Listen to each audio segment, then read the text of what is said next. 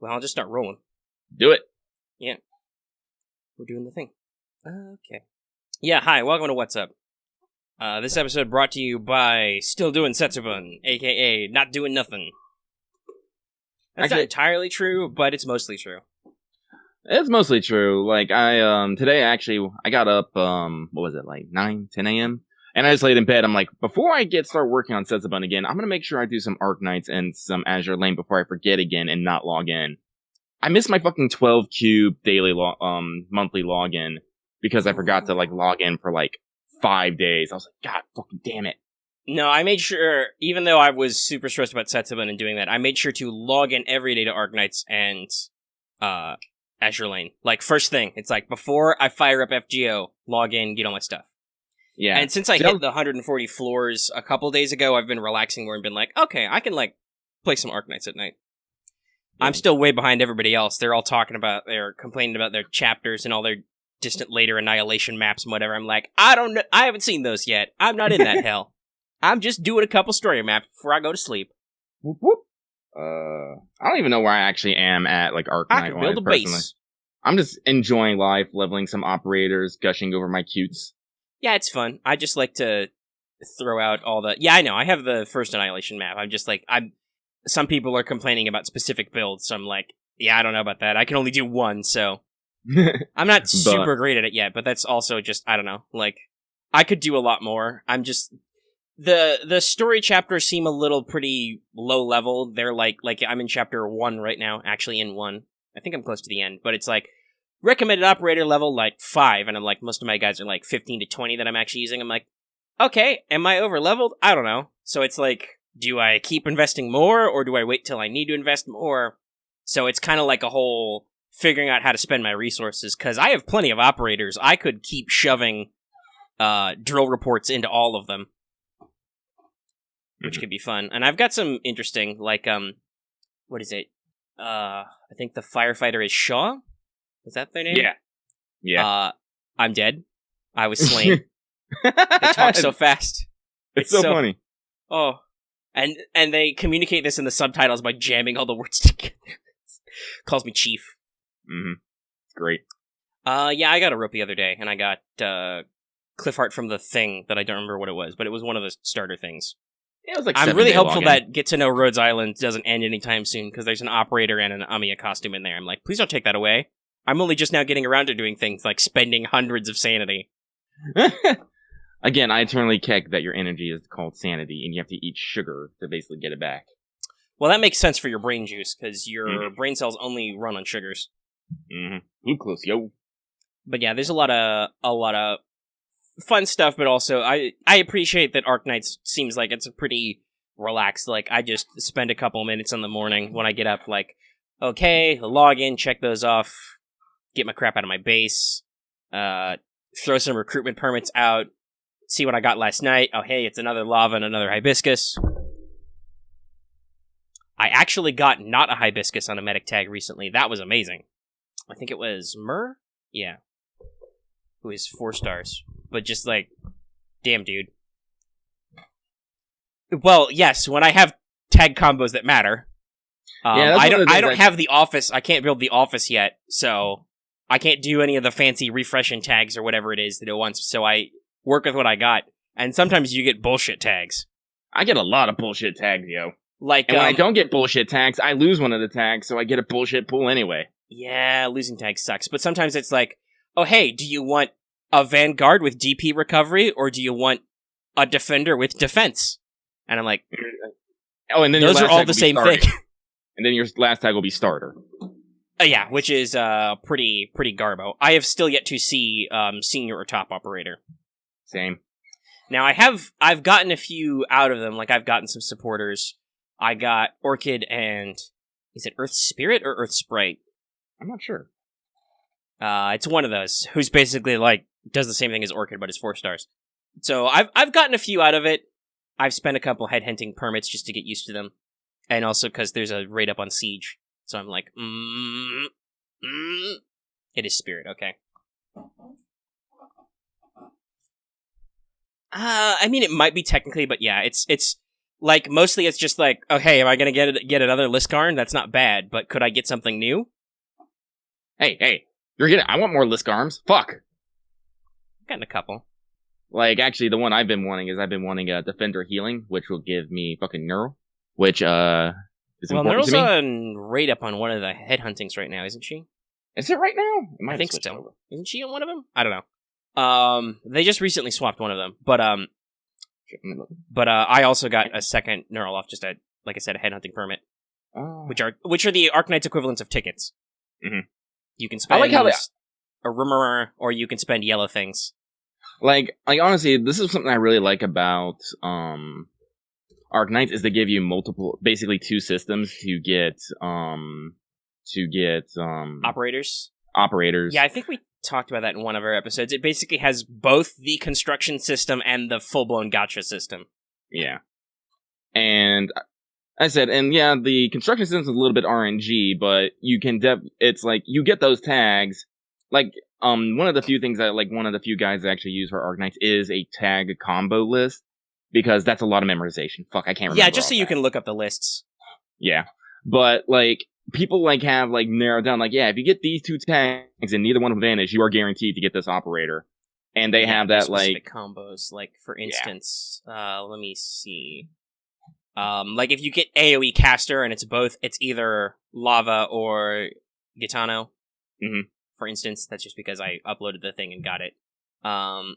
There's only some amount of supporters, I think, but is one of them, like, range also? I don't know. Is it? No, okay, no, right, it's all of them. That just doubles up if you get both. You're definitely going to get a supporter. Okay. But there's a couple. Like, if you get fast redeploy, that's only Gravel or Project Red. So you get a Gravel. I personally have started it, but I've also seen it a little bit in the community. That, there's a little bit of a joke about when you get certain tag combos means you're going to get the lowest rank of one, just because that's how it is. The word I'm looking for is I don't think we know the rates. Yeah. Yeah, like, we don't actually know, because I feel like every time I pull, like I said, I joked about, I got another Hibiscus. When Medic shows up, I almost always get a Hibiscus. Sometimes you get an Ansel. I haven't gotten any of the golds. I do have both Myrrh and Perfumer, but one of those might have been on a headhunting permit. Oh, and I don't have Lancet 2, one of those robot guys, because is that 1 star? Yeah, well, no, I think, yeah, Lancet 2 is 1 star according to the calculator. Yeah. Okay, maybe next time I get Medic, I'll make sure to set it low enough I can get a 1 star just for completion. I think you might need to get the robot tag. It says they're available just under Medic, so I don't know. It's probably if you get both robot and that, you're guaranteed. Yeah, true. Oh, by the way, you should do a patron intro. I'm going to open my monster. Okay. Sure, we're about 10 minutes in. I will really quickly say that this episode is brought to you by patrons like Akko Comics, Qua, Jeremy Vasquez, Kylie Denton, Nestor Flores, Rogue Robin, Soda7424, and VideoGamer75. And then if you like what we do and want to see us do more, consider supporting us on Patreon. You can get access to episodes early and lots of other goodies, and it would really help us out. We appreciate your support. Thank you. Chunk. I'm thirsty. Although that does remind me, if we can get you watching some Clone Wars, you have to see the first Dathomir arc, because I joked, because from Fallen Order, the Night Sisters have all this weird glowing green stuff action. Yeah. Well, they make it's pronounced Savage Oppress, but that guy, they make him super swole by making him drink the green goop. So I joked that he drank their magical monster energy drink. Because he just gets huge. Huge. Yeah, I really don't have anything really else to say about Arknights, but speaking of Clone Wars,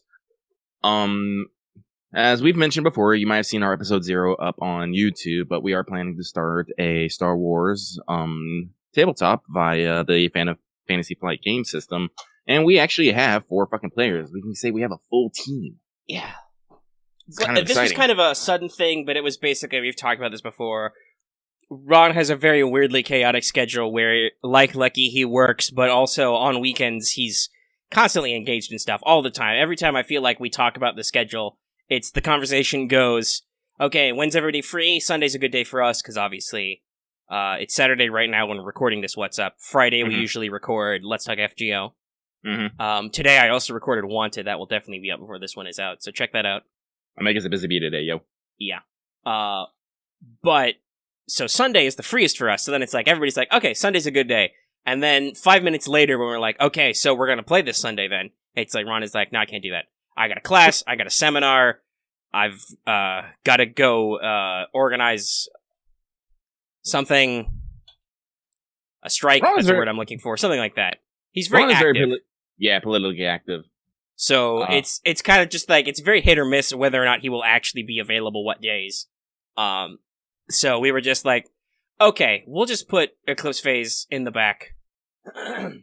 We'll put Eclipse Phase in the back until he's actually free, and then we'll come back to it.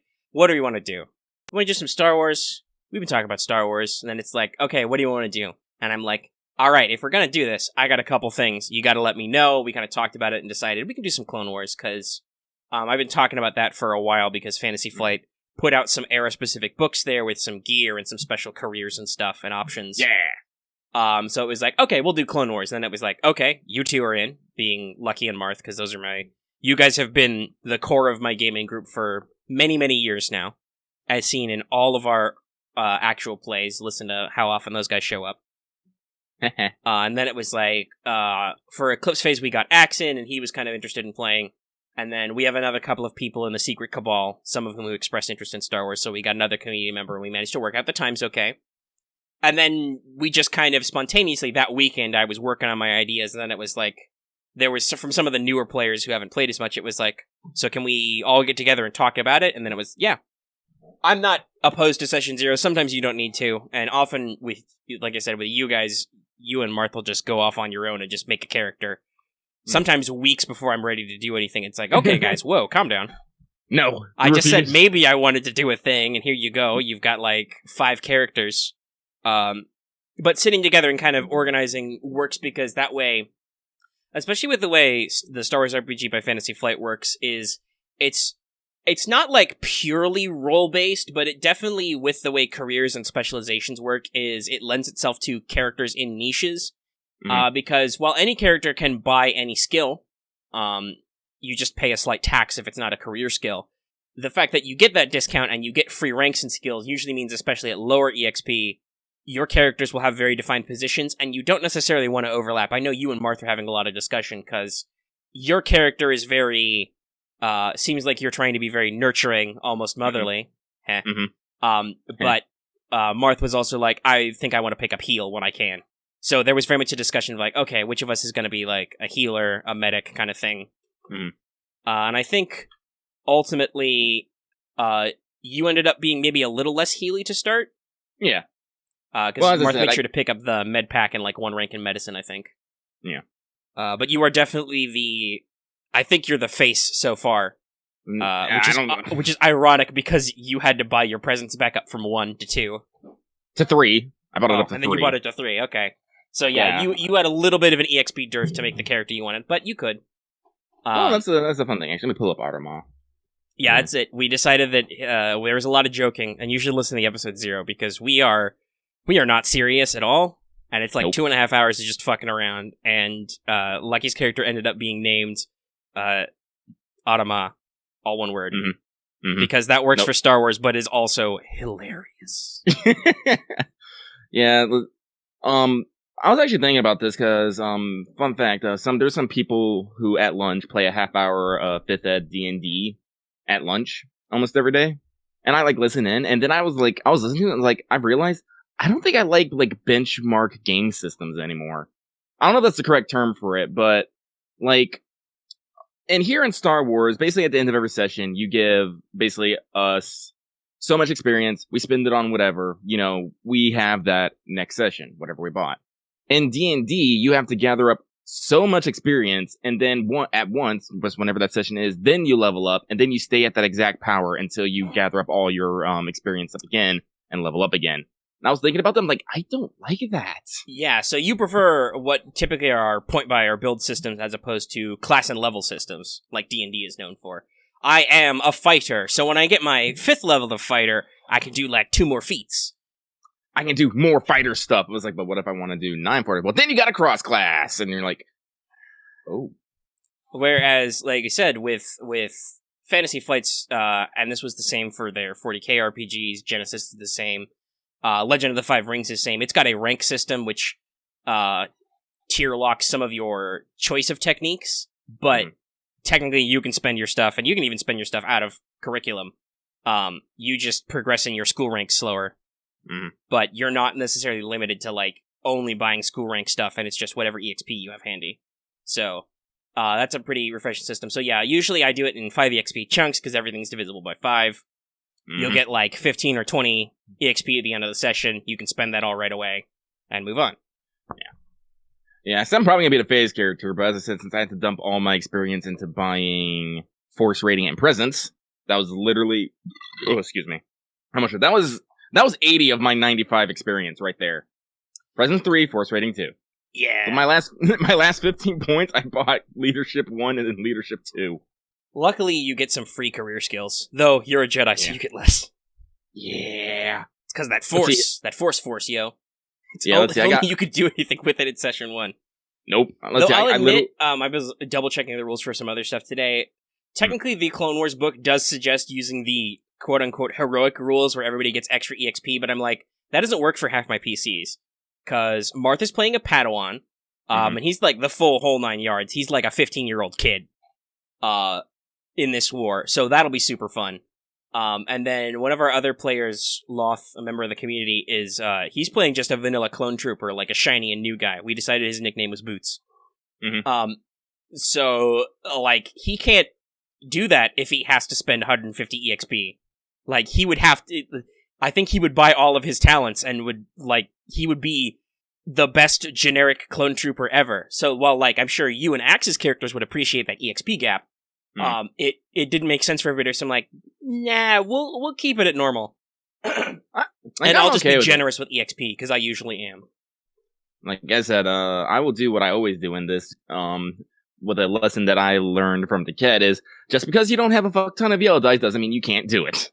No, though we did do some experiments with the dice roller, and it was very swingy. It was like, Sometimes it liked those blank sides on the green dice. Concerned. Well, yeah, Lost said that, but he said that by growth, he, like, wants to see where the character goes and improves. Because there's a couple of different clone trooper specializations. He might branch out to be a veteran later, or he might actually take, like, officer or commander if he goes really good. He could end up taking ARC Trooper as well to, like, branch out as he gets sneaky. I don't know. I was actually looking. I forgot. There's the Force using universal trees, the Emergent and the Exile. I was like, and there's another one in the Clone Wars book too. What's it called? Let me look at my cheat sheet. It's like, is it like Force Sensitive Outcast or something? Maybe. There's quite a few of these. I don't know. I was thinking maybe Emergent, just because it's useful. I mean, Emergent is useful, but also it's kind of like, I don't know if that... You've been trained as a Jedi, you're a knight now. Like, I guess that's true. Honestly, if you wanted to get, like, because Padawan's very flexible, that's got, like, the one that gives you extra career skills and stuff, you could probably take Padawan later and say, like, yo, I'm returning to my basics. I fucking suck at this. Master, we need to go over the basics again.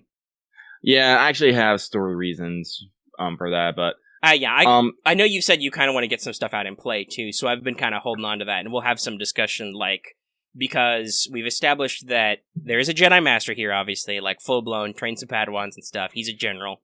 He does the stuff. We've decided that he's Jedi Hellboy. Well, let me find the description here. Because we don't stop ever. We don't ever turn off. No.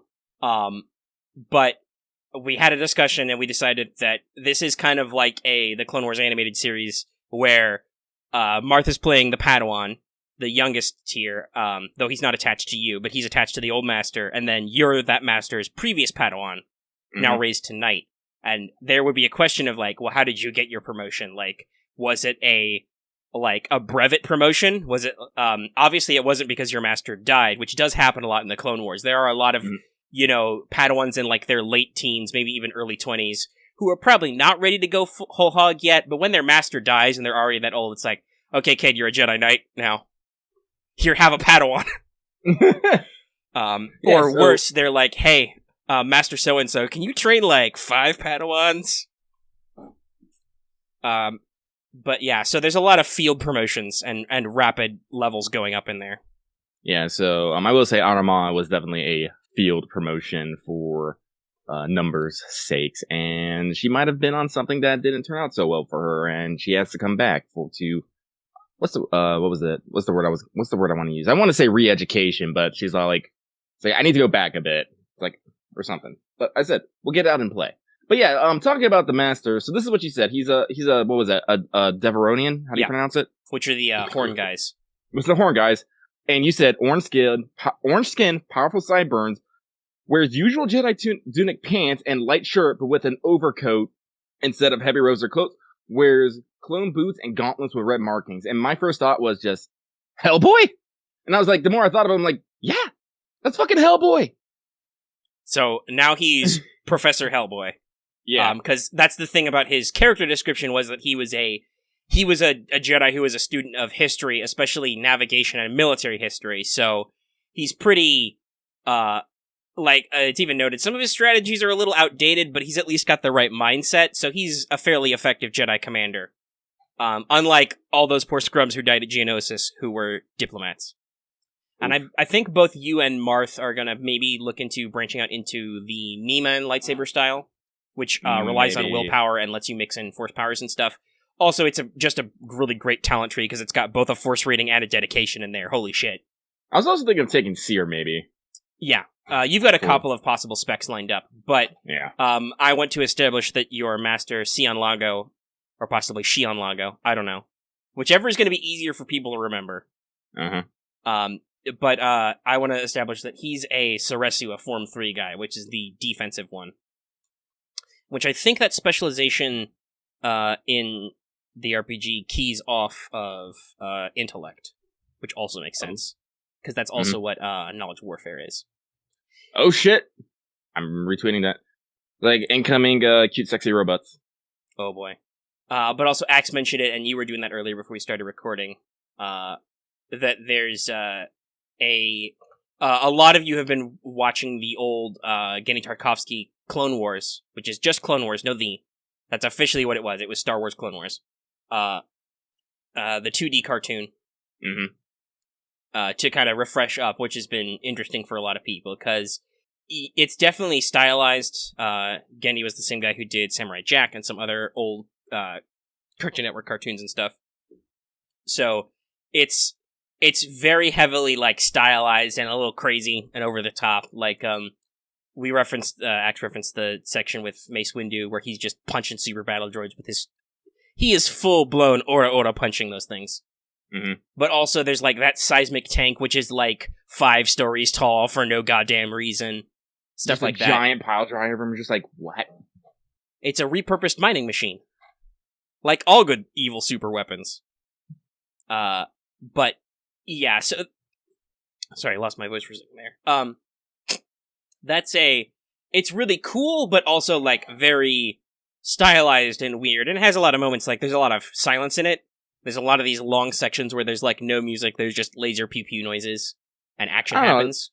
That's what I liked with the first episode with the clone squad, literally just using hand signs to just move throughout the entire mission. Yeah, the ARC troopers being all tactical was good, but then there's like in the later part of that first quote unquote season, Anakin's up in the space battle fighting Ventress, and there's just long sections of nothing but pew pew pew pew pew pew pew pew pew pew pew flying in lines, like, which I'm like, dude, I love space. You could tighten this up, Genndy. I know that the episodes are only like 7 minutes long when they were aired, but still, it's like, damn, dude. It felt like it was a little long-winded, but I guess that's the point, to just show everything being super cool. We won't have to worry about that for a while, though. None of you have pilot space. Nope. At least no points in it. I'm pretty sure the Jedi can access pilot space, but yes, you don't have any, because we did not go that route, so we don't have to worry about it. We'll get there eventually. Like, we were looking at it, like, we played like over 50 sessions of our last big Star Wars game. So we have no problem with like taking this a long time. Yeah, I'm ready to investo in some lengthy with this, because I can do a lot of different things and we can move on to different planets and stuff. And I've kind of figured out how to do what I like to do and balance out the things. So there will be there will be a decent blend of, like, it's Clone Wars, so there's going to be, like, those episodes of the TV series. There's going to be some episodes which will be, like, you know, maybe a couple sessions in a row, which are like, okay, invade this swamp, or invade this mesa, or defend this city. And then you'll have to deal with all that. But also there's, you know, alien ruins and mysteries to uncover. There will probably be sinister plots and whatnot. None of you took any... You're 2 Jedi and 2 clone troopers, so there probably won't be any out-and-out, like, political sessions. But there can definitely be, like, home front social stuff going on. There's going to be some criminal underworld. One thing I know from watching The Clone Wars, which is the 3D animated series, the newer one, is that basically I can just be inspired by any kind of old movie I've ever seen, and I can turn that into, like, 2 sessions. Because, boy howdy, there's a lot of homages. There's, like, one couple of episode arcs, which is an homage to, like, classic sci-fi horror, like Invasion of the Body Snatchers type shit. There's another 2 episode arc, which is just kaiju movies. Like, down to the roaring and the, like, distant dramatic shots. And even, I think the animation team even deliberately designed some vehicles to look like the Maser tanks from Godzilla. Like, that was their literal one-for-one inspiration. Shit like that. So it's like... Okay. You can take any old thing. Oh, and X talked about terrorism. Man, there's a lot of terrorism. There's Death Watch terrorism with, like, bombing in a garden. There's all kinds of stuff going on. We're just gonna have fun. And I warn everybody, there's gonna be a lot of dead clones. Like, obviously there'll be some level of attachment, but there's gonna be a lot of spear carriers in the background who are just there to eat shit in dramatic moments, because boy howdy are they. I've made it a personal aspect to, like, every time there's a scene and a bunch of clones just go and it's like, all those guys are dead. Yep. Yeah, that was the thing I was wondering about, is very rarely do they only have, like, 4 people. There are usually, like, at least a dozen clones for any team. So I was actually wondering how you're going to handle that. It's just like, oh, we're just going to have some guys and we're just going to be the ones who don't get shot down immediately.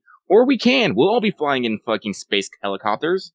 Yeah, so, I've at least designed, like I've got kind of a plan for the first session, which we'll be doing tomorrow. So there's at least going to be, like, 1 squad with you, and then other moments there may be lots and lots of squads. Luckily, the Clone Wars books reprints the rules for mass combat, which relies on knowledge, warfare, or leadership, so you can actually do that. You can direct it if we need to do those kinds of scenes.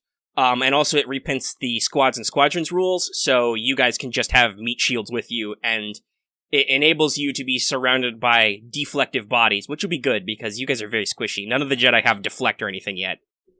Yeah. And I don't think any of you have any... you're a little... I let you be a little BS, but that's okay, because I can just throw more droids at you, because you shenanigans some stuff a little. Yeah, even though I pointed it out, so you did. I say you shenanigans, but at the same time, I let you. So, but you bought heavy clothing and then the armor inserts, which is from the spy book, and like spent all your money on upgrading it. So you have like, are you full blown Soak 2 Def 2? Yep. Yeah, that's about as good as your armor can get without getting into like super expensive shit. Well, the main reason I did that is, one, like, I don't like the idea of tromping around the swamp in heavy robes. Like, I just don't. Oh, no. We're going to have a conversation about that, because I don't think Marth's character has decided to swap his clothing at all, so he is still in heavy robes. I'm just like, no. So I was literally just going to spend, like, the 1K and just buy armor clothing, but you're like, you don't know, man, you can just get, like, for 500, you can get the exact same effect, and I was all like, done. Then I looked at the monster, and I was like... you just have to do a little bit of wiggling with it. Yeah. It ended an overall discount for you to be slightly more expensive, but... It's got some other effects, like, and personally, I just love the idea that you're tromping around in, like, not quite like Aayla Secura or Ahsoka Tano tier, but, like, you're walking around in, like, you know, cargo shorts and a long sleeve, which you have very clearly sewn armor plates into. Like, no, I didn't just throw on some clone armor, which probably would be a whole thing, because you're a lady. Mm-hmm. You were like, no, I took some clothing and I armored it. So maybe I will. I like the aesthetics later. And honestly, like Jedi Commander armor is just Jedi robes plus clone armor. I have no idea what Jedi Recon armor is, but it's in the list. There's a lot of Jedi armors. It's pretty funny. Like, listen, we're gonna be in a swamp. There's going to be mud. It's gonna be humid and muggy. The fabric is gonna fucking stick. It's gonna drag through that. It's gonna catch on every single fucking branch there is. No, just give me a good long sleeve shirt, some solid pants. I'll put some armor on that, and give me a solid fucking cloak. Awesome. Yeah. Do you still own a thermal cloak? Yes. Okay. Let's see here. Yeah. Actually, no. There were some money shenanigans, but yeah. We kind of went over it in session 0, but I've since put more detail. Like, I wrote the full tactical briefing on, like, history and what you're expected to face, because I wanted you guys to have a little bit of foreknowledge. Mm-hmm. So you're on a planet I made up called Soheliv. Soheliv. There's a lot of fun things in there, but it lets me do fun stuff like, they're not mangrove trees, they're soul grove trees. Or there's the soy vern, which I haven't done the stats for yet, but will probably be terrible. Oh shit, no, we're on mic now, so I can say, Scorpiconda! He says it that way. The way I say it is, Scorpiconda. Chigadun. Chigadun. Yeah, I'm like the announcer in a cage match, whereas you're more of a dramatic sting. But yeah, I came up with a lot of dumb biology names, including the Scorpiconda, which still doesn't have stats. I don't know exactly what a Scorpiconda is yet, but it's bad.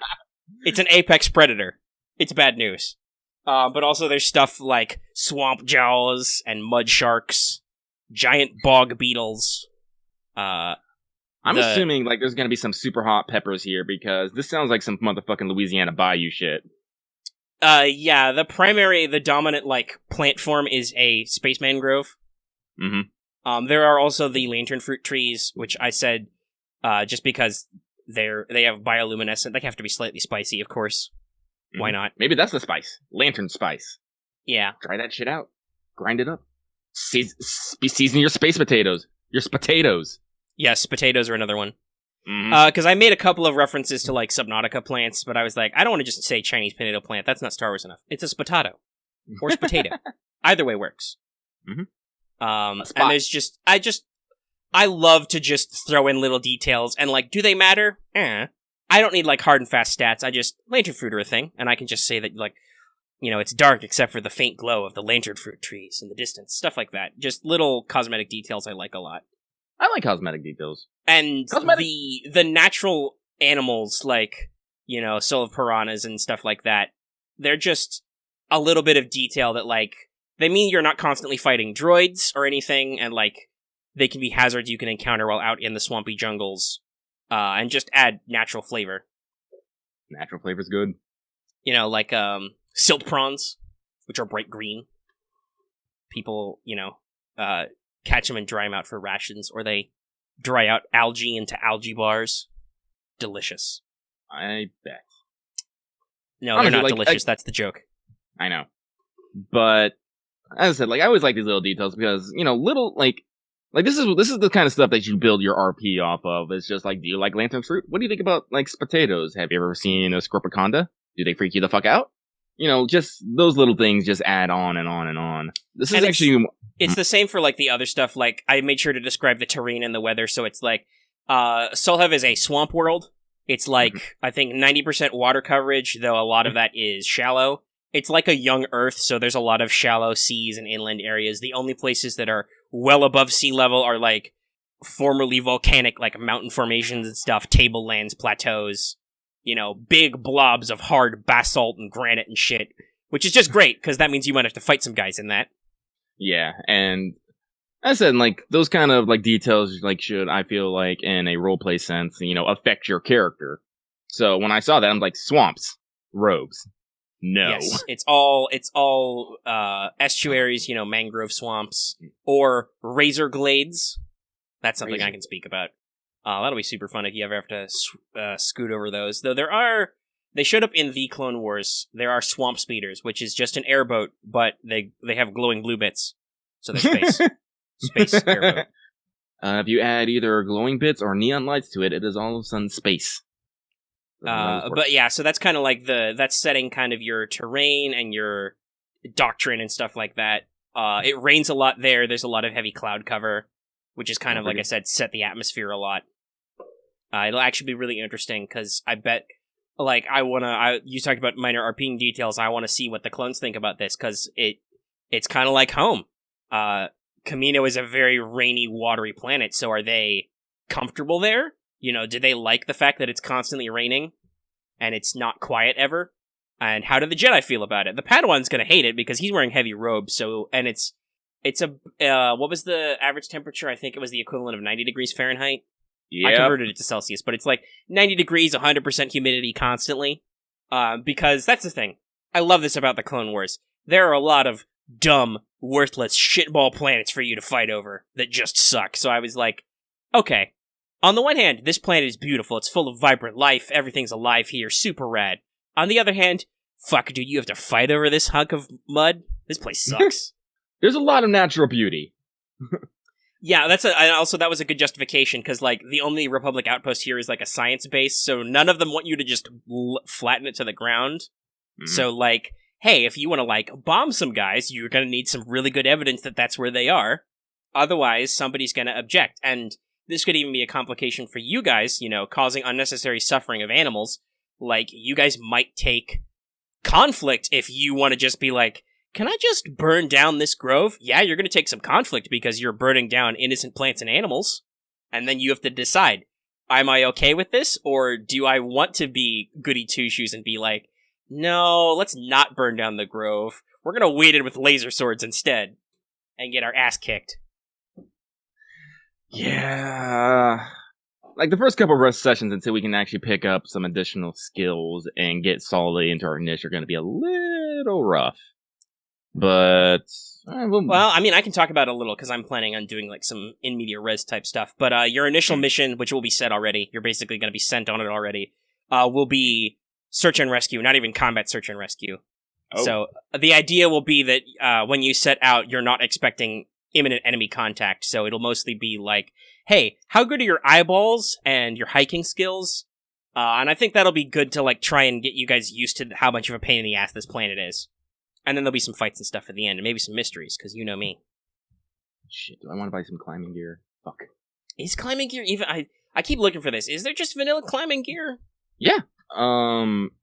Because I remember there's the rope, which is like the stuff, and then like a few entries below that is the climbing gear. Okay. Alright. So I do know the climbing gear is an actual thing. Because there's like 3 different ways to get grappling hooks. You can get the wrist-mounted whipcord thrower, which you can use on people or objects to pull them. You can get the Ascension gun attachment for your gun, or you can just buy the quote-unquote Ascension gun, which is a grappling hook gun. I kind of just want a grappling hook gun. That would be the Jedi thing, but I think you guys can get some climbing line in there somewhere. Well, I said, we're starting off baby tier with all our stuff, so... Well, yes and no. I was very generous with the default equips, because it was like, Jedis, you get a lightsaber, and you get some robes, and you get a... Utility belt. Jedi utility belt specifically, which comes with a lot of neat shit. Mm-hmm. Including a rebreather, which might actually come in handy. Oh, God. And the clones, I was like, you get a gun, and you get armor and a knife, and maybe a sidearm if you want it. And I should add to that, I'll reiterate in this episode, but also, the book suggests giving the clones, like, 3 EMP grenades each. Which is probably pretty safe on this planet, because those only bother droids. Oh yeah, here it is. Climbing gear. Rope spools, hooks, and pitons. 50 credits, rarity 2, encumbrance 1. Yeah, you guys are still up in that encumbrance game. Yeah. I think, because I did let Axe go out of the way to get a sniper rifle specifically that I had to homebrew, because there weren't a lot of Clone Wars era sniper rifles. But that was pretty heavy. I think Loth spent most of his starting money. Does he still have the Crash Survival Kit? The Survival Kit? I think so. I don't think he switched it out, because I'm not gonna lie, man, I fucking love the Survival Kit. No, the Crash Survival Kit is great. It's just heavy, but it's thorough. So, like, I know that he bought a modular military backpack, which makes sense, because that's a thing the clones are modeled with in the animated series is backpacks. So, I think he had to get a special load-bearing backpack to load his Crash Kit in. But the Crash Kit is great. It's got coil of rope, it's got rations, glow rod, flare gun. I got the list right here. It's thermocloak, multi-purpose knife, distress beacon, 2 emergency comlinks, wire spool, basic med pack, 2 respirators, water filter, and jug, glow rock, 50 meters of high-strength microfiber, 10 ration packs, and a flare gun. Yeah, that's basically your ship crashed on a deserted planet live pack. Yeah. And I did say that, like, if he didn't want to go to the trouble of buying it, you could probably find those in the wild. They're pretty standard emergency gear, but I think he wanted to go with being the guy with the supplies. Yeah. I mean, honestly, it makes sense for the boot to carry all like. Yeah, I think the way I've got the current fire team spread up is you have a sergeant who's the leader.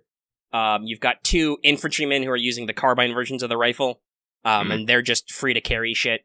There's one comms guy who everybody hates because he listens to crappy music. There's the heavy weapons guy, and then there's the rifleman, which is about as much as it shows up in.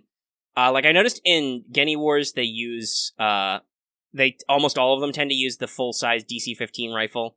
By the time we get to, it's probably because it was pre-episode 3 where I think a lot more of the carbine version showed up. But in Clone Wars, it's like your squad has maybe 1 or 2 guys with the long rifle, and the rest have the carbine or basically paratrooper version. So there's 1 rifleman. And the rifleman is also your scrounge guy, so he's got I noted in his description, he's got a non-standard ruck, so he's not carrying a standard issue backpack. He found a rucksack somewhere, and he's always got random shit in there. Because I want you guys to be like, hey, guy, what you got in the back? Pull me out something. And maybe he's got something useful. Who knows? But yeah, there's a lot of fun stuff we can do there. I think I want to take a quick break and come back. Alrighty. Then either we can keep talking about the game, or I can actually talk about the Clone Wars 3D series a little. Because I've been watching a lot of it while doing Setsubun. Because 1, it's good inspiration for the RP, but also 2, it's got they're finishing out the like unfinished pilots in, because it was kind of roughly canceled by the Disney buyout, so they're planning on coming back and finishing that final season too. It'll release in February, so I'm like, I should catch up. But we'll take a quick intermission. Play Arknights. Yeah, you do that. Also, I think my like noise canceling and stuff should catch it, but I apologize if there's a little bit more background noise now for me because I had to turn my fan up. It's not really hot, but it's not hot enough that the AC comes on, so it's a little stuffy right now because it's been cooler lately. Cool. The cooler. But so what Neander do we want to talk about? Shit, did I have anything I actually wanted to talk about more about the tabletop? I guess I had one mission. Some people might be wondering is like why I don't want to like give out all my character details out for like out of character. And I was actually thinking about it, but then I realized if you want to have a player roleplay their character, you can't give the information to the player themselves. Because, well, this might just be my own personal bias, but I feel that if I tell a person as a player, they'll just automatically apply it to their character and not like either, pursue it or think about it. Because the player already knows. Why would he ask about it? How do I explain this? So, for example, say that I was talking to another player and I told them my character's secret. And it's like, oh yeah, this is the thing, it's really cool. And they'll be like, yeah, it's totally cool, awesome. And I try to like put it into, and I try to, hint at the secret in game. The player might not necessarily pick up on the fact that, this is when the secrets come into play because they already know the answer. So it really doesn't like generate any curiosity for it. And, this might just let it slide. I don't know. Anyway, I think it's just a little bit better to keep you play your cards a bit to the chest. I think it makes much better role-playing opportunities, which is something I'm looking forward to in this game. I've already been telling Marth, it's like, Marth, you better have some thoughts on Jedis and shit, man, because Adama's gonna be on you. Not in that way. Asking the real questions. Mm-hmm. Like, what are the Jedi? What is war? Are we doing the right thing? Which is perfectly in tone. That question is raised a lot in the various Clone Wars media, because the Clone Wars is really something unique to the Jedi. It's been hundreds, if not thousands of years since this Jedi Order was involved in a straight-up war, and even then, a lot of those historical wars have been against the Sith, so it's like, usually there's armies of Globat guys who are like, he's the bad guy, I gotta get him. There's like, I suppose, the Jedi Council and probably most of the Masters know the theory that Count Dooku is secretly a Sith Lord. They know the briefing from the Naboo thing that there was yonder Sith Lord a while ago, so obviously the Sith are still around, but they are not necessarily a lot of lightsaber-wielding acolytes running around. That's like, Count Dooku's personal assassin, Asajj Ventress, whose name is awful. Her first name is Asajj. Just like, why? Why would you do that to me? Oh, also, X, I can see the point of that, but at the same time, if you ruin the surprise, you also ruin the reaction, I should say. But yeah, so there's a couple of different schools of thought to that, I think, but I think you've got a good point that, like, there's certainly with some stuff, if you just explain your backstory to everybody, then they already treat like they know it. Mm-hmm. Like, you can, and we've done this before, you can build up in and out of character knowledge. Like, you can actually put that divide, and some people are pretty good at doing that, some others are not, but it's an acquired skill. Mm-hmm. But generally when you're doing that, you know to treat the divide between in-character and out-of-character knowledge. Like, I can expect you guys to not act like you know that the Chancellor of the Republic is a bad guy, even though you know that because you've watched the movies. Mm-hmm. That's a thing that happens, but I can trust that you're not going to be a dumbass, and if you meet him, you're going to try and stab him for no reason. Though it would be great, because I'm sure he's got some baller stats in a book somewhere, and he's going to wreck you. Because he fights like 4 dudes, and kills 3 of them in about 5 seconds. But unlimited power! Yeah, he's got all the upgrades for Unleash. But I can trust you guys to have that divide, because you know that that's a thing that you shouldn't bring in character. But when you talk about backstory stuff, I think the word backstory kind of implies that because that's in the past, that's over now. Like, some people don't even like, their backstory doesn't even come up. Now, in Star Wars, especially if you're playing, like, Edge of the Empire with Obligation, your backstory will fucking come up, nerd. Like, you'll think, oh, that's settled. I don't have to worry about my debt to the Hutts. What do you mean Boba Fett's trying to kill me?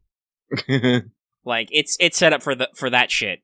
So no, that will totally come back, but I can see your point to, like, I could see where if you're like, you just want to talk about, like, obviously you've referenced it, that your character has been through some stuff, which is why she's in the position she's in now. Mm-hmm. But the other characters wouldn't know that, and you don't want to just relegate it to the backstory. Oh, this is the stuff that happened in the past. Like, that's part of your character arc going forward, so it should actually come up, whether that's through discussion or whatnot. And maybe we can have a private conversation sometime, and you can share that with me, so I can foreshadow and get into it a little. Because I will totally force everybody to have horrible PTSD flashbacks all the time. Is there some guy who did something bad to you in your past? Expect that motherfucker to show up. Well, as I said, like, because I said, Artermon literally started as a joke, because I said, alright, so I'm gonna have a completely somewhat smothering character, but then I was thinking, why is she like that? It's because all your friends are dead. It's all your friends are... all your friends are dead. And they will die. And reasons why it's like, why did she come back and she's not as strong as, other people in her position, and, stuff like that. Yeah, and you actually did we'll cover this in the episode too, but you did a retcon. You started as a general, but then you were like, no, let's walk that back. I just want to be a regular Jedi Knight. Yeah. There's a reason for that.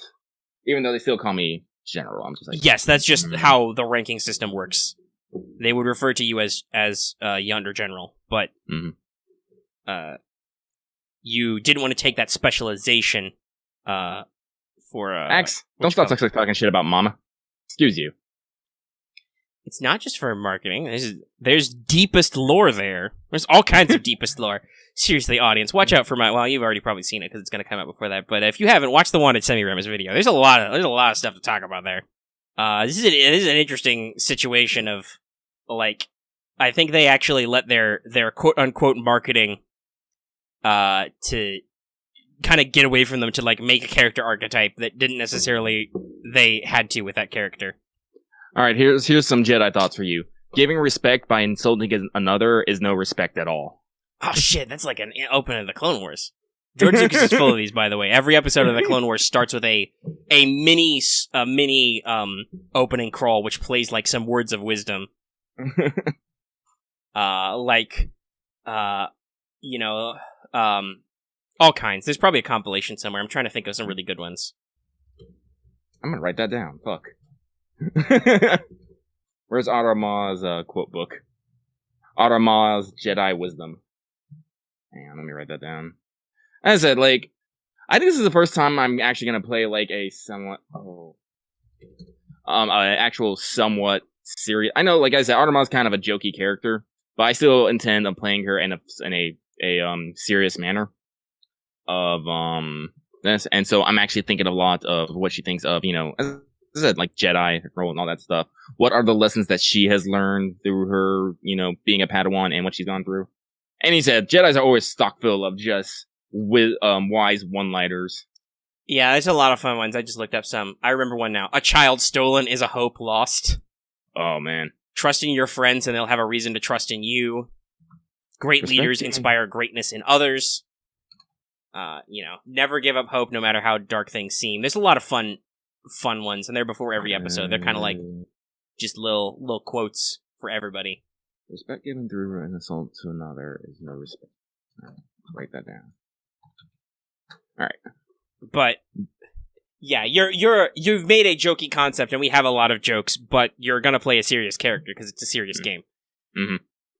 Because like we said, oh boy, people gonna be dying. There's gonna be war crimes. No, Star Wars is a not little war silly. crime. Silly might be a strong word sometimes, but it's definitely larger than life a lot of the time. What was the word I was gonna say? Oh, it's fantastical. Oh yeah, we've had this discussion about science fantasy before, and that is totally Star Wars, because it's like, woo, guns, pew pew, laser swords, but also like mystical knights and shit. And ancient relics. It's a fun setting, and I like it a lot, and I'm gonna bring a lot of my mojo to bear. Like Lucky already knows, and we've already talked about, I have a love of verisimilitude, but we're gonna keep it real integrated, and there's gonna be lots of fun stuff. And just, like I said, watching The Clone Wars is really good for inspiration on, like, just plots I can make you do. Like, we can probably use that to transition to me talking about the animated series. So I'm about halfway through season 3. It's alright. The first season is, and maybe even some parts of the second are a little slow. They are a little childish. They're kind of finding their rhythm. The animation quality and some of the ambition is kind of going up. Like, some of the later episodes in season 3 are starting to get better choreography, starting to get better cinematography. And they're still like 22-minute episodes, so they're still a little fast-paced. Like because I watched all of Star Wars Rebels. That's another one where there's a lot of like, I just assume that things go by so fast because they're in 22-minute time slots and they have to go. Like, you might think to yourself, oh gee, didn't that Star Destroyer blow up a little fast? I'm like, dude, they got like 20 minutes. The plot's gonna move on and the Star Destroyer is gonna blow up. Do you need to see the like 5-minute long pitched battle to blow it up? And I'm like, okay, that can like kind of sell the tone a little, but also that doesn't serve the story. So there's a lot of that where it's like, smash cuts, transitions, stuff that doesn't serve the story is kind of passed over. And I'm usually okay with that because it's just a cartoon, kids. It's fine. But like, there's a lot of good things to be mined there. And like I said earlier, there's a lot of just classic references to, I assume, film genres George Lucas likes, which is kind of how Star Wars started anyway. So that is a good way to return to your roots, because the original trilogy is just a cinematic homage to like Kurosawa films and World War II movies, and the old Buck Rogers serials. Really? Oh, yeah, fuck, I forgot about Buck Rogers. No, that was the thing that George Lucas grew up on as a kid, and then, like, when he got into film school, he was, like, watching shit like, The Great Escape, Dam Busters, stuff like that, and, Kurosawa samurai movies. That's how you make Star Wars. Like, a lot of elements of A New Hope are directly taken from, Hidden Fortress. There is also a Seven Samurai episode in the Clone Wars. Oh, I need to see that. Yeah. Or Magnificent Seven, but yeah, it's basically the same. It's like, I mean, Magnificent Seven is literally just kind of a Magnificent Seven is just Western Seven Samurai. But no, they get stranded on a planet. They run into some villagers who are being attacked by pirates to steal their crops. And Anakin, Obi-Wan, and Ahsoka team up with 4 bounty hunters to stop them. And it's your old buddy, Captain Hondo, played by Jim Cummings, who is a lovable rogue pilot. It's just business. Just business.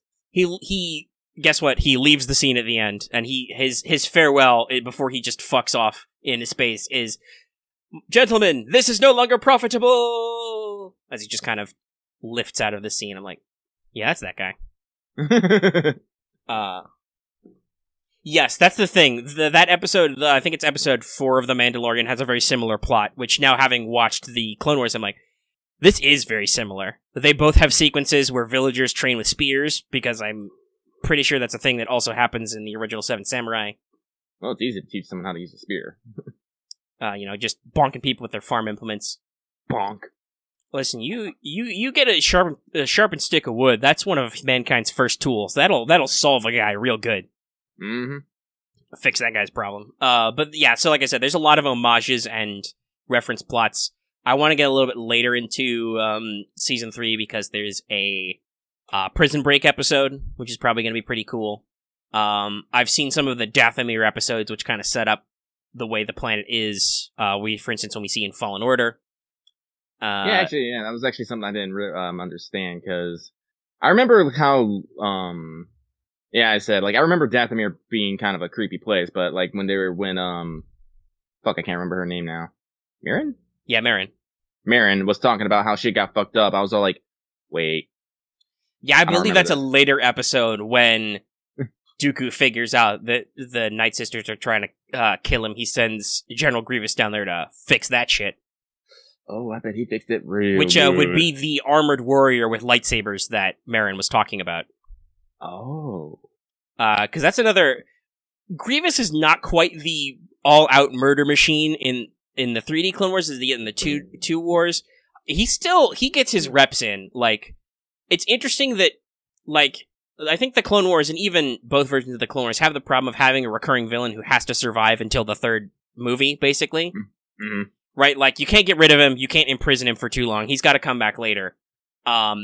So, Grievous is kind of reflected as, he's a little bit bluster, he is a little bit like a Saturday morning cartoon villain, he, like, talks a big game, and then he's like, alright, I'm out.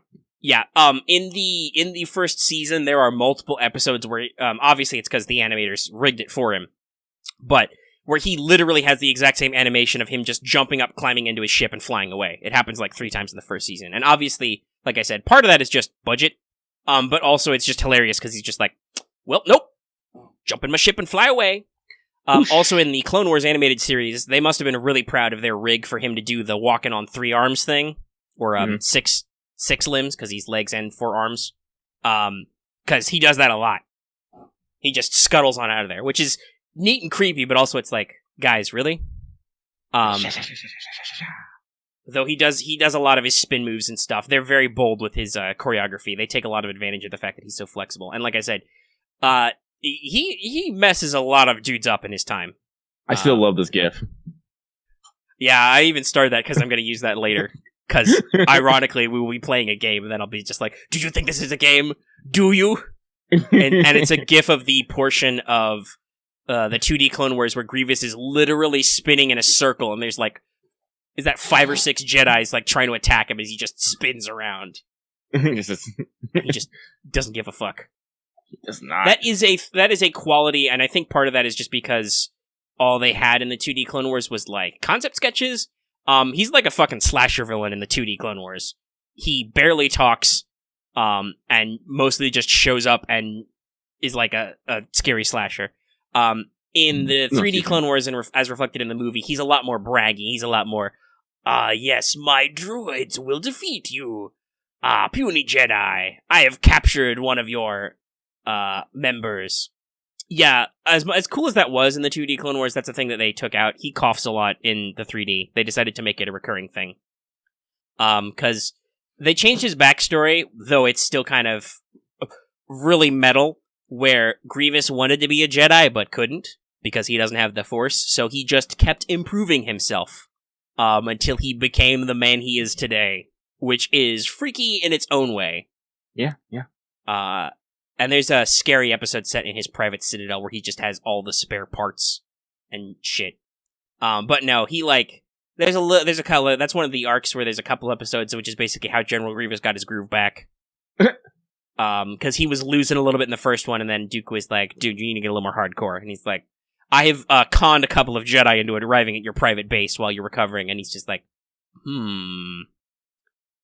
But still, yeah. So there's a lot of that. There's a lot of showdowns with Obi-Wan, which are pretty evenly matched. Like, and it does a decent level of building up to the final duel in Episode 3. But he's still, like, you guys are those, currently at least, are those generic Jedi who show up in, like, one episode. which means it could be very easy for you guys to job against a major antagonist. Yeah, please no major antagonists. Like, I think I mentioned before we started rolling, Savage Opress. Yes, that is his real name. It's Maul's brother. In his intro episode, he doesn't even have lightsabers yet. He's just wielding like a double-bladed vibro blade. He just bodies 2 rando Jedi, a master and a Padawan, and like a dozen clone troopers, just to show off how cool he is. And this is before Dooku takes him as a new assassin. He's like, "Hey, kid, I'm gonna need you to do a trial run. Bump off a couple Jedi." And it's like, okay, sure, and he does. That's another thing is non-experts at the Force wangle lightsabers a lot. There's a Darksaber, obviously, which is a mystical Mandalorian thing, because George Lucas was way too much of a tryhard, and he was like, yes, I've heard of vibro blades. I don't think they could stand up to a lightsaber. And I'm like, George, come on. Even though I think the Darksaber is kind of cool, it's also just, it's purely George Lucas's excess aesthetics. He's like, nah, that's not cool enough to stop a lightsaber. You gotta make it even cooler. But like the bounty hunter Cad Bane, who's a pretty cool guy, he's the Duros with tubes coming out of his face and like the big hat. He has a lot of fun gadgets. But at one point he like is fighting a couple of Jedi and steals one of their lightsabers for like 5 seconds to fight. Stuff like that. Grievous, obviously. So there's a lot of interesting things going on, and I appreciate it because it gives me ideas, like I said, and it gives me ideas that I can do some really fucked up shit. Like, I was wondering if you were going to stop. The fucking Brainworms episode was like, damn, dude. Which I said, that's the one that's like Invasion of the Body Snatchers. There's like these Geonosian brainworms that like get into the clones. They go in through your nose and take them over, and I'm like, damn, this sucks. I don't know if I'm going to do exactly that, but like, there's a lot of BS. Or it's a couple episode arc. By the way, George Lucas has some really interesting ideas, I think, in his, because like on the one hand, he's clearly like, yeah, it's okay. We're probably not going to go directly into parasites, but if you're like, I don't want to get my brain invaded, we can put a hard stop to that axe. But it's really interesting because clearly there's like an undertone that like military spending and runaway totalitarian government is bad, but also most of the pure pacifists in the show are dumb. Like in the first season, there's an arc where they run into, are they the Lumens or something? They're lemur people. They have a dumb lemuri name, but they're on a neutral planet. They're cool. They're like, we do not fight. They're Irish lemurs, by the way. I don't know why. Like, I admit, I'm glad that they weren't racist with it. They could have been like African villager lemurs. That would have been too far. But they're Irish? I don't know. It's really weird. I also don't understand why Twi'leks are suddenly French, but it makes Ayla Secura sexier, so that's fine. That's cool. I think she's I think that's Jen Hale doing a French accent too, which is great. There's a lot of great voice actors in the series too. His name escapes me right at the moment, but like, is it Kari Payton? Cyborg and Static Shock's VA. I know who you're talking about, but I couldn't tell you. I can't remember his exact name, but like, you know the voice. He plays a couple of guys like Jedi Master Kit Fisto and some others as recurring characters. But like they're like, we do not fight. We exist peacefully. And we will simply capitulate, and then the droids roll up and like just start slapping people and rifling through stuff, even though they give no resistance. And the old man Irish lemur is like, we will do nothing, we will not join your war, we will not fight. And the fat Nemoidian played by, shit, I lost his name again. It was the original Commander Sulu in Star Trek. Oh, George Takei. George Takei, that's right. Doing his best old fat Nemoidian voice. Oh my. But, like, he develops basically a giant defoliant weapon, like big fire bombs. And he's like, I will have to do a live test. Let me blow up these unsuspecting lemur schlubs. And if the Jedi didn't decide to help them, even though that wasn't their way, those dumb lemur people would have all been burned up by a horrible war crime. And like, there's other things where like a lot of people admire the quote-unquote new Mandalorian government, Duchess Satine, who definitely banged Obi-Wan at least once. Possibly multiple times. They've got a thing. There's a big emphasis that she's like, no, we exiled our warriors, we're not a war culture anymore, we don't do war, we're gonna stay neutral. We don't fight. I definitely don't fight. And And I get really mad at Obi-Wan anytime he has to fight anybody, even though they're trying to fucking murder him. She's really sassy with Obi-Wan about him fighting people, but they're fucking armored Mandalorian warriors trying to, get him with space kung fu. What do you want? Yeah. So but, there's a lot of, there's a lot of testing of her resolve, and, it doesn't seem to be helping. Though there's a great sequence. I'll spoil it, but it's just because it's really cool and thematic. They do a lot of good stuff with Anakin in this series. Holy shit. If you're like, man, I think Anakin's character arc's kind of fast, watch the Clone Wars. So they're on a shuttle. They're going to Coruscant because Duchess Satine, ruler of the Mandalorians, has got to be like, yo, dog, the Mandalorians need to stay neutral. We're not going to fight in your war, okay? We want to maintain neutrality. We've got our terrorist problem under control. It's not a separatist plot. It is. And you don't need to occupy our planet because that will make the rebels stronger, which is a really interesting theme that, separatist occupation isn't fun, but Republic occupation might not be fun either, Mm-hmm. But they've set up this whole plan to, kidnap her and try and make it so she can't plead her case. So, her senator is a traitor and got her by gunpoint. Obi-Wan's following her. He said he's rigged the engine to explode. Typical, Snidely Whiplash shit. She, steps on his foot and steals his gun, but she's a complete pacifist. So, she's, shaking, quivering, pointing the gun at him. Obi-Wan's also got his lightsaber out, and he's just yes. Yes, so, you can shoot me, and he does talk like this, you can shoot me and betray all your pacifist principles, or Obi-Wan can stab me, and everybody on the ship will praise you as a hero, except one. So who's it going to be? Who's going to brand themselves a murderer? Bzong! Anakin's lightsaber just activates through his back. And I'm just damn, dude. There's a lot of those moments where you get the impression that Anakin really is a little bit of a loose cannon, and he's not when the war starts, he's not a bad guy, but he has his own thoughts and feelings about stuff, and, he's also real chummy with his clones. I joke that his plans are often suicidal. I think that's mostly just because Anakin's portrayed as the man with no fear. So he doesn't give a fuck. He's gonna be fine. All of his clones are like, yes, sir, General Skywalker. We'll fly through this hostile nebula to attack an enemy ship. That's totally okay. And then half of them died. Going back to pacifism, the thing that always bugs me about people saying they're pacifists is if you're a pacifist and you hold no power, you're not actually being a pacifist. Being a pacifist only really is worth something when you have power and able to wield it, but don't. Yeah, there's a lot of, and some people, and it might be a bit of an exaggeration for fiction, but there's a lot of characters and people that accept that no, non-violence is the only way, but then it's it's the problem with, and there's a moral stance there, but if you're doing that, then you have to be okay with some guy just fucking stabbing you, because some guy will just stab you. If your commitment is to not fight back, you have to accept that your only moral victory is in death. Because unfortunately, especially like I said, in a fictional context of a giant galaxy-spanning war, there's no goddamn reason for them to be like, oh shit, you're a pacifist. Well, then I can't just stab you to get my way. That's not really how that works. So, I think, honestly, Obi-Wan's a better example, because he's constantly talking to Anakin we don't have to fight these dudes. They roll up to the Night Brother village, and the Night Brothers all pop out, and Obi-Wan's to, Anakin, hey, don't start no trouble. And they all, try and attack him, and Obi-Wan's and Anakin's don't start any trouble, huh? And he's fine, don't hurt them, it's okay.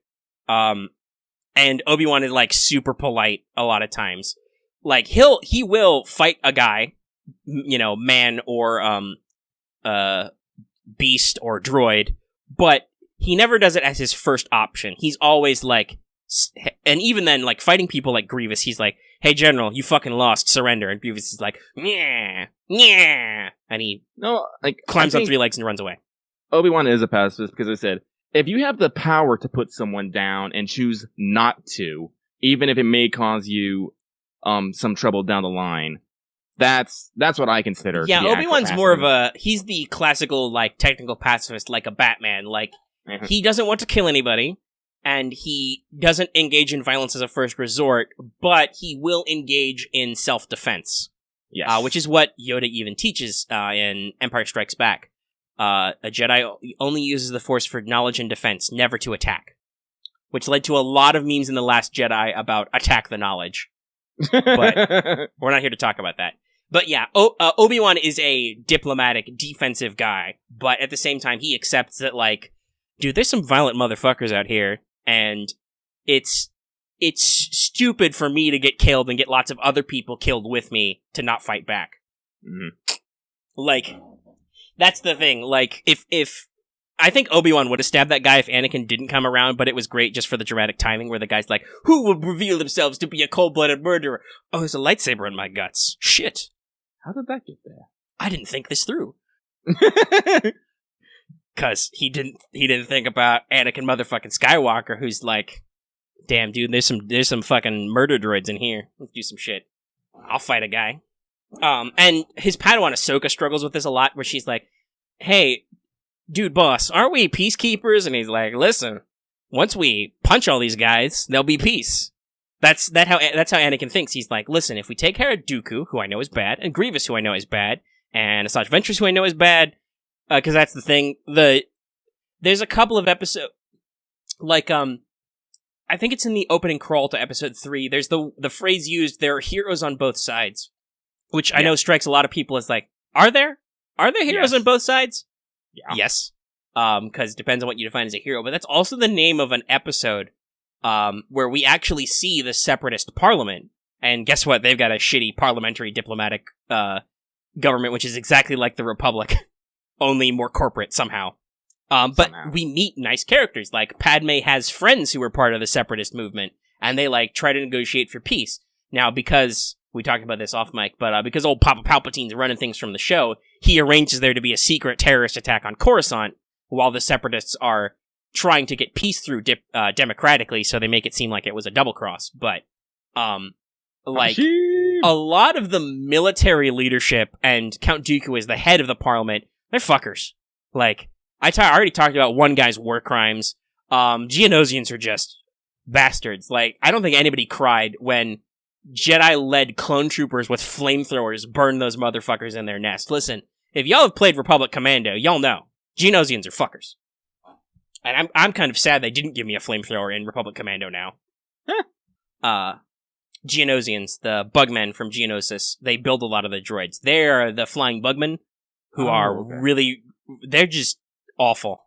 They are also the source of brainworms. So yeah, they're bad news. Asajj Ventress and General Grievous arrange a covert attack on Kamino to attack the cloning facilities, including attacking the clones that are still in training, including threatening the cadets who are still kid clones. Like, their leadership does a lot of shifty BS. Like a couple of times, they'll engage in like kidnapping or intimidation to try and get people to side with the Separatists. That was a really weird episode. The Pantorans, who are blue people, they're blue Australian North Koreans. I joke about that, but that's because in their first episode that they have a supreme leader who is like, yes, we must do this. It's like they have this weird reverence for supreme leader, you know? But they're Australians. But also in episode 3, their senator or their chairman or whatever is played by George Lucas himself in blue face paint. So he's a nicer guy. But that's a really weird episode that stars that character, not played by George, obviously, played by an actor, but those characters in the movie were all played by George and his kids, so suddenly they're all like Billy badasses, like going to Tatooine and like trying to talk to Jabba, hey, yo, who hired that guy who kidnapped my kids? It was Greedo, by the way, for some weird reason. I don't know why we had to involve Greedo in this, but we did. And also he talks basic, what the fuck? But it's, at the same time, that's a separatist plot to, like, intimidate the Pantorans, because they've blockaded their planet and are like, hey, we kidnapped your kids. You should help us. Though there is another thing I did notice, because I was speaking about their intimidation tactics. There is a really weird thing with the Clone Wars. I hope it's just in, like, seasons 2 and 3, but the chronology's real fucked up. And there's no in-story explanation for it. Like, in season 2, there's an episode that centers around the murder mystery of this guy. A guy gets murdered, and it's like, oh, what happened to him? And then there's a couple episodes in season 3, which are clearly set earlier in the story, where he's still alive, and I'm like, there's no explanation for this, what the fuck? Didn't he die? And I'm like, unless this was like some kind of Firefly situation where they're called season 3 because they were produced at different times and like aired out of order or something, I'd be like, dude, if this was aired in order, even as a kid with a higher brain capacity to like, actually, especially as a kid with nothing better to do than analyze TV, I would be like, what the fuck? What happened here? Wasn't that guy dead? So, I don't know. If somebody's out there in the comments and knows the story to that, feel free to drop it on me, but I'm like, yeah, there's no in-series explanation for why this is weird like that. You know? But yeah, so I'm still working through the Clone Wars. I don't even think I'm in the quote-unquote really good seasons yet, though like I said, the choreography and stuff is improving, and the animation. In the later seasons, George was like pouring multiple millions of dollars per season to make this show, so it was pretty good. But yeah, I think that's all my Star Wars talk. Yeah. Oh, so I see.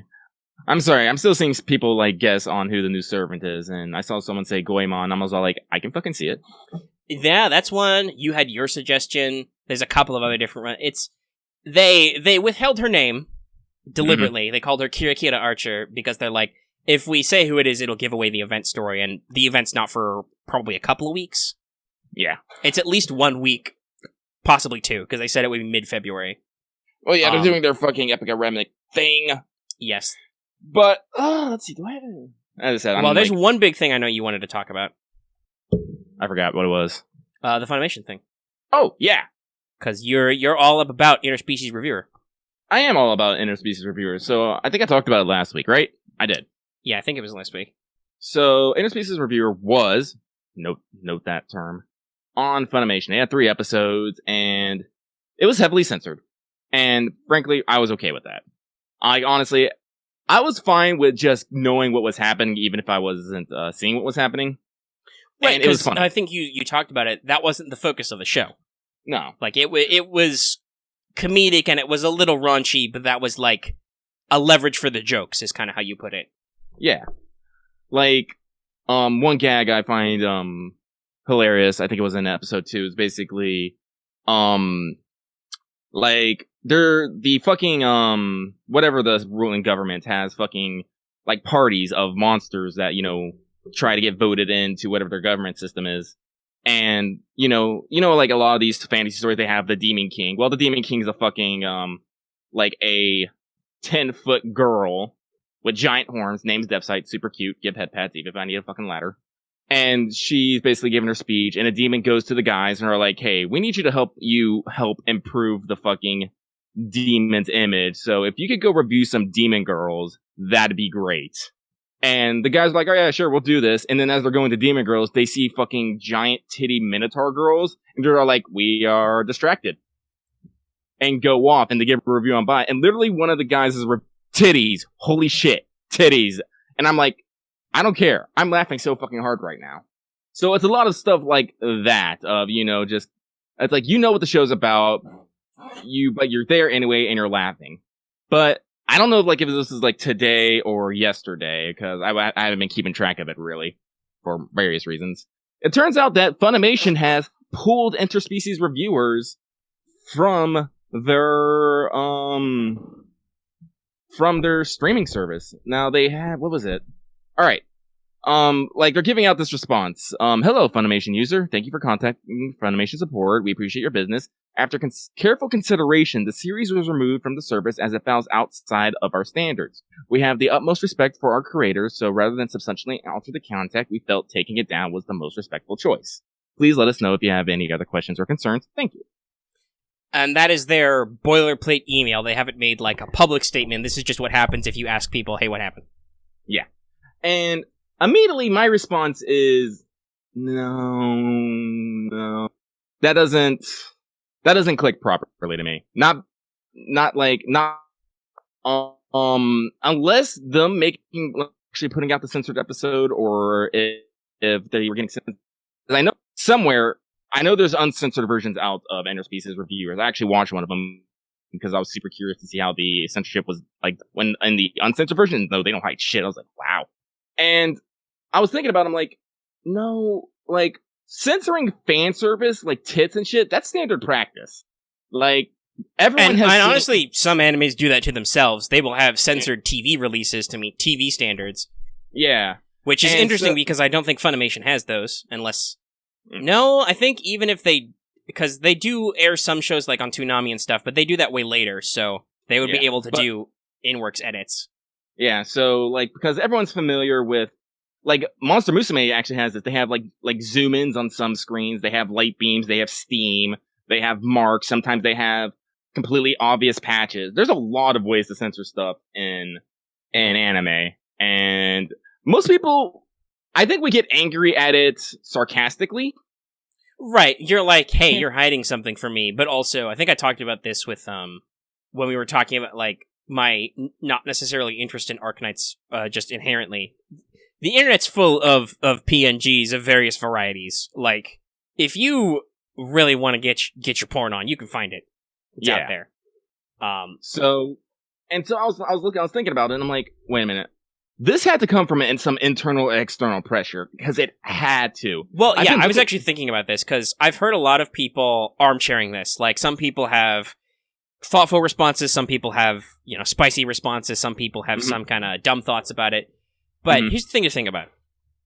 This was not like, oh shit, we didn't know what we were buying, like a lot of people have been saying. No, that's stupid. That's no way. They licensed this show, and presumably have been promoting it. They said they would dub it.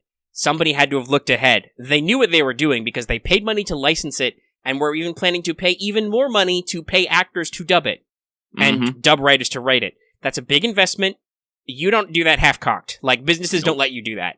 Nope. That's not how the whole chain of command things works. Like, if you're spending serious money, there's somebody who has to, like, put a stamp of approval on that. What probably happened is what Lucky is going to allude to is that somebody somewhere, whether in our adoring public or a suit somewhere, woke up and was like, whoa, shit, this is what we're showing on our private streaming service that I don't know if they're responsible to the FCC at all. We have to do something about that. What are we, YouPorn? And then that was like, okay, well, shit, all that money's going down the drain because somebody complained. Yeah. Like, honestly, I can kind of understand their stance on it. Interspecies Reviewers is pretty spicy in a lewd context. And here's the thing. From what I understand, Funimation streaming service doesn't have any sort of age gate on it.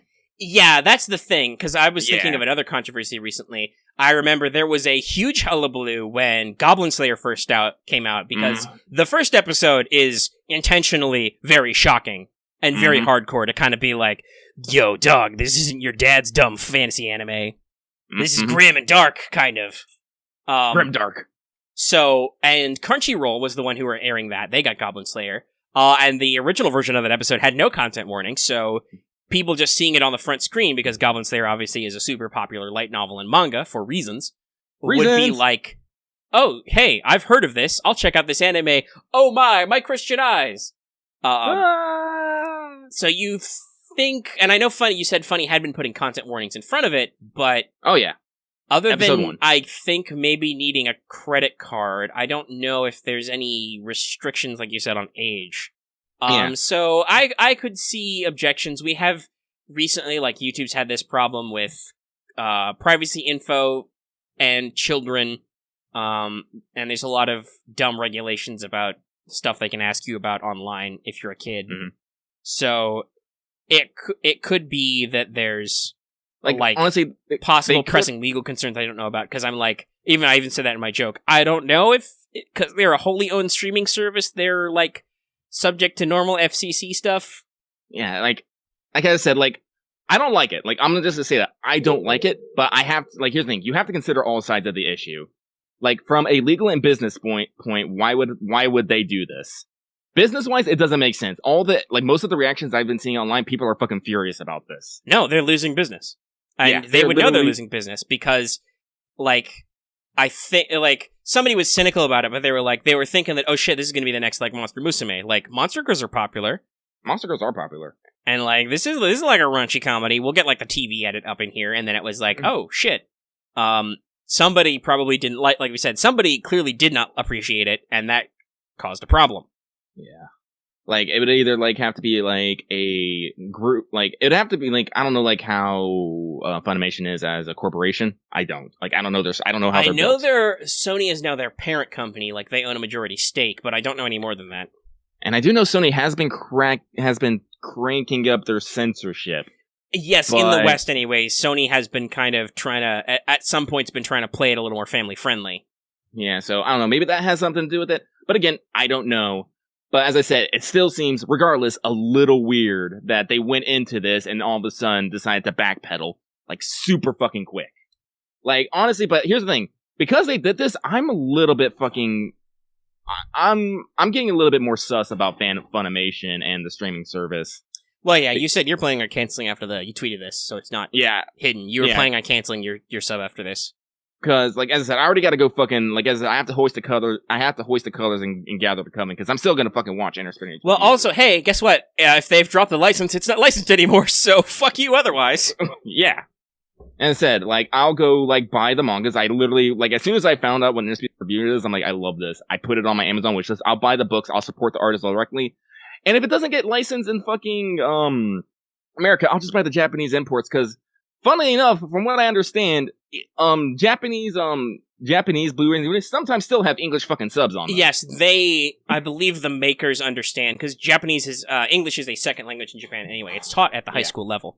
Actually, earlier. It's taught in public schools. It's like their official second language. So they can leverage that for, like, basically, exports and stuff.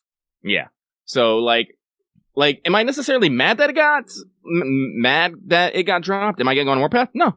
I'm still gonna like it. I'm still gonna enjoy it, but I'm gonna be a little bit more sus at Funimation, because I'm just like, guys, you're already, like, when, like, you got your bought up by business, I thought you were gonna do bigger and better things, and now I'm like, And yes and no, and it could be that the part of the problem was that they are expanding, so maybe their eyes got a little too big, you know? Mm-hmm. Yeah. They were like, oh shit, these will all be popular, let's buy up these licenses, and we're like, yeah, we can work with this, and then somebody was like, whoa, what are you doing? And they're like, shit. So, I don't know.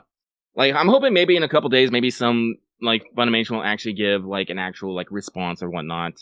Because, you know, as we say, full transparency is not great, but it's still good to have some. Yeah, it's good to have some commentary and to, like, acknowledge something. Like, on the one hand, it's good that they have a response to, like, a response when people ask, but also it's like, that's still a very canned response. That's like, oh shit, social media man, you must write social media message. Like, you must write a response to people, because they're asking. But still, it's kind of like, you know, people want to know, and I think it's fair to say that just like, even if you couch it in business terms, just to say that, like, after review, we talked about it, we looked at the series going forward as we kind of planned to do our dub script, it was like, this doesn't fit our brand identity, we decided to cancel, rather than do what would be arguably worse, rather than 4Kids this shit. Yeah, that's the other thing, because, like I said, in episode 3, there are scenes where they literally have to fade to black while the sound's playing in the background, and they say, please enjoy this with just, without visuals. And I'm just all like... And maybe they were thinking about it long term, and they were like, shit, we're gonna have to do this more in some moments. That's gonna get really annoying. Do we want to keep this up? Because after we licensed the show, we talked to our execs, and they're like, well, you gotta censor some of this shit. And they're like, fuck. Like, it would be good to have a little bit of an explanation, and basically, like, I think the statement at the end is the truth, that, like, they respect all the creators, and they don't want to, like, rather than keep substantially editing it down, they don't want to do that to the work, so that they figured it was just more sense for them to drop. But yeah, it's like, you already invested a lot in this, so clearly something must have predicated this. Yeah. And we'd love to assume that there's, like, a deeper artistical meaning for why it got that way, but but yeah, so that's that point, and I think we both said stuff we want to say on it. Yeah. As I said, like honestly, like, it's not world changing. As I said, like, I was happy because when Interspecies reviewers came out, I was happy because I felt it was progressive that a streaming service was featuring something of higher sexual content, even though I could say it's sex focused, it's not, you know, porn, which I think is important to finally get the Western's head out of its ass about, you know, sexual, what's the word I want to use here? Sexual themes, sexual content, you know, a little bit at a time. Cause the thing about something gaining acceptance into the world is you have to keep basically saturating the fucking media with it. Right, And generally statistics indicate we are becoming a more progressive and open society. Yeah. Like, in general, we joke about the kids these days, but in general, people are exposed to more ideas, they're exposed to more concepts, they are more progressive and open, and arguably this is why you see such a big conservative pushback from old people who aren't dead yet. I'm not spicy about nothing. But this is why you see this kind of pushback to be like, whoa, you're getting into regions that aren't appropriate anymore. We need to rein this back in. But generally, the trending of our society is as information spreads and as we get more out there, we get more open and accepting. And I think that there's some pushback from the other way too. Like, some people go really, really far to like try and feel like they're getting their representation or getting their progressivism in. I think we've talked stuff before about how some kinds of tokenism are just really shitty. Mm-hmm. But also that some people are really distracted by shining keys. Yeah. Shiny keys. But in general, I think, yeah, it's the show sounded okay. It wasn't like what I would be going for in my casual view, but I'm super busy, so whatever. Yeah. So it's kind of sad that it got wrapped around. Let's talk about something that didn't get censored, probably. Oh? Final Fantasy VII Remake. Yeah. Now with officially Cloud in dress. Ooh, before this trailer, I was cautiously hype. Now I'm fighting to not become unrealistically hype. It's like, that's fair. I mean, here's the thing. If you go back and play Final Fantasy, on the one hand, it's hard to achieve your childhood nostalgia, but on the other hand, damn dude, it's old. It's like 2020. That game was made in like 1997, 96? 7, yep. 7, yeah. 97. On the PlayStation 1. It's blocky as hell. The models are out of proportion.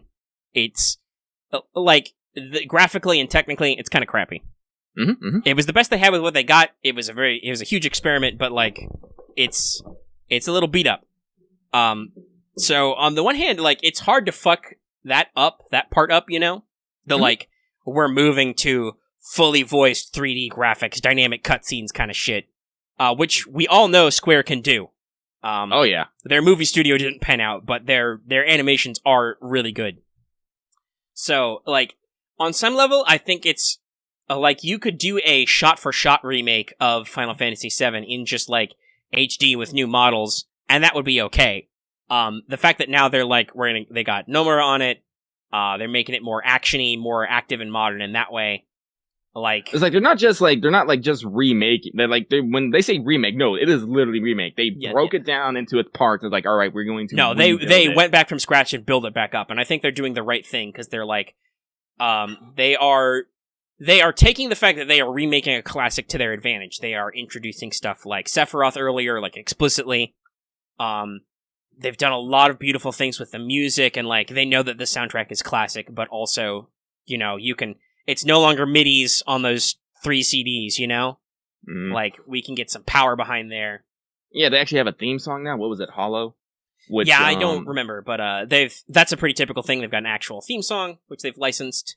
Funny, real quick, fun fact, the composer for this was, Uematsu, but they also got the lead singer from Survive Set the Prophet, who did the fucking, the intro song for the Strange Fake CM with Sawano Hiroyuki. So all of a sudden they've gotten real popular.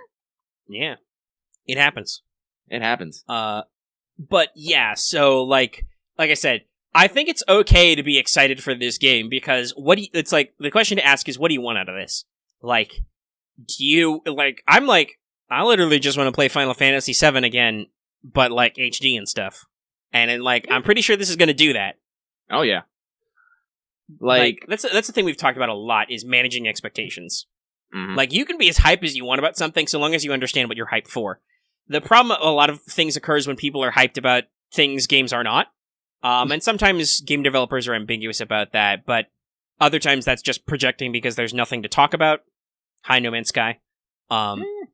Which I think was just, on the one hand, like, the developers were very big and open, but also just, like, because they couldn't describe what the fuck No Man's Sky was, everybody was like, No Man's Sky will be everything. No. It's like Cyberpunk, right? Like, we're both super excited for that. Mm-hmm. Even though it's delayed and hurts me deeply. It'll probably be even better for it. Because hopefully Final Fantasy, yo. Well, there's that, but also hopefully it will be free of maybe some annoying and dumb bugs and stuff that, like, you can expect from big RPGs like that. Mm. But, like, again, I'm not, Cyberpunk 2020 is not going to fuck me. It's not going to make me coffee. It's not going to solve world hunger or create world peace. It's going to be a first-person RPG that Cyberpunk as fuck, though, and that's what I want. Yeah.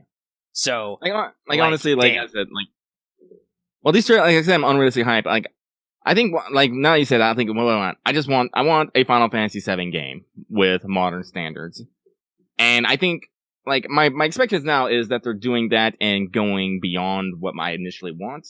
Because not only are they remaking it, they're adding additional story elements to it. Right. They are going the whole 9 yards. They are like, okay, we understand. We're going to remake it. It's time. We've been doing that a lot. And I believe that, like, for their earlier Final Fantasies, their remakes have had this quality, you know? They've been like, these are full-blown remakes with, like, higher detail and new systems and new shit. But this is their first big modern game that they are, like, rebuilding from the ground up. Like, as I said, like, new cutscenes, like new cutscenes, new characters. They've probably redone the script. And Final Fantasy VII, being a cultural touchstone, has a lot of advantages that they can use because, I've talked about this before, the one thing that I really want is I want them to take the fact that they're now doing this again at the end and kind of like reintegrate the whole compilation of Final Fantasy, right? Because there was a fuck ton of extra Final Fantasy material between Advent Children, Dirge of Cerberus, what was the phone game called? Was it Avalanche? There was a phone game. Crisis Core, which was on PSP, so I never got to play it. Fuck you very much, Square. And kind of take all that stuff, and there were some animations, stuff like that, and, like, integrate them all together and be like, yo, dog, this is your complete Final Fantasy experience. Like, we're gonna at least acknowledge that we wrote all that stuff. If not, it's actually gonna matter. You know? Which is good, because sometimes the plot of Final Fantasy VII was very confusing. And the compilation, because it's just, like, more stuff. So much stuff. I'm excited. So, yeah, that's gonna be... My pre-order's still in. Mm-hmm. But like I said, the trailer was amazing. As I said, it confirms something that everyone was wondering, which was cross-dressing Cloud. And a lot of people were immediately like, oh no, he's hot. I'm very curious how they're going to handle this in the voice acting, though. Because that's the thing. Cloud's kind of skinny and effeminate enough that, like, with some makeup and the slimming dress, you're like... And in the game they called it a wig, but I think it's just like... just clip extensions or whatever to give him the braid. Like... Cloud's passable, but what's Cloud gonna sound like, right? Like, what does Cloud sound like to you, Lucky? Actually, they do have the English dub version, and I don't think he really tries to change his voice. From what I've heard. So I think we're just gonna go with it. I will note, when he's walking, as a dressing, he walks like a lady does. He like walks very. Well, I remember that was one of the things was getting the gait right. Yeah.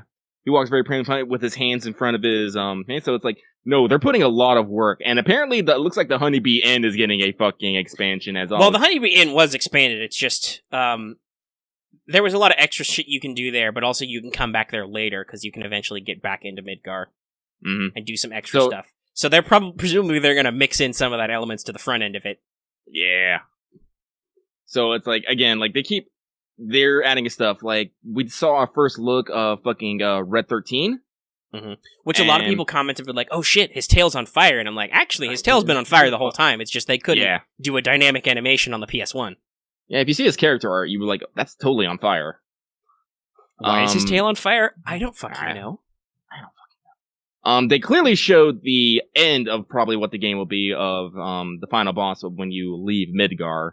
Because that was a very iconic scene to me of you at the edge of Midgar, the sun is fucking rising, and you fight the fucking helicopter thing. Yeah, you fight the big thing that chases you and lands, and then you rope down. But, like, they showed more of, like, the Shinra Corp employees, like Scarlet. They showed this, I can't remember all their fucking names. God damn it, it's been so long. I said that I am bracing for another influx of Tifa art in my timeline. Oh, yeah. Oh, I forgot. They showed off fucking Genova and some of that fight, and I was like, this has gotten actual fucking terrifying now.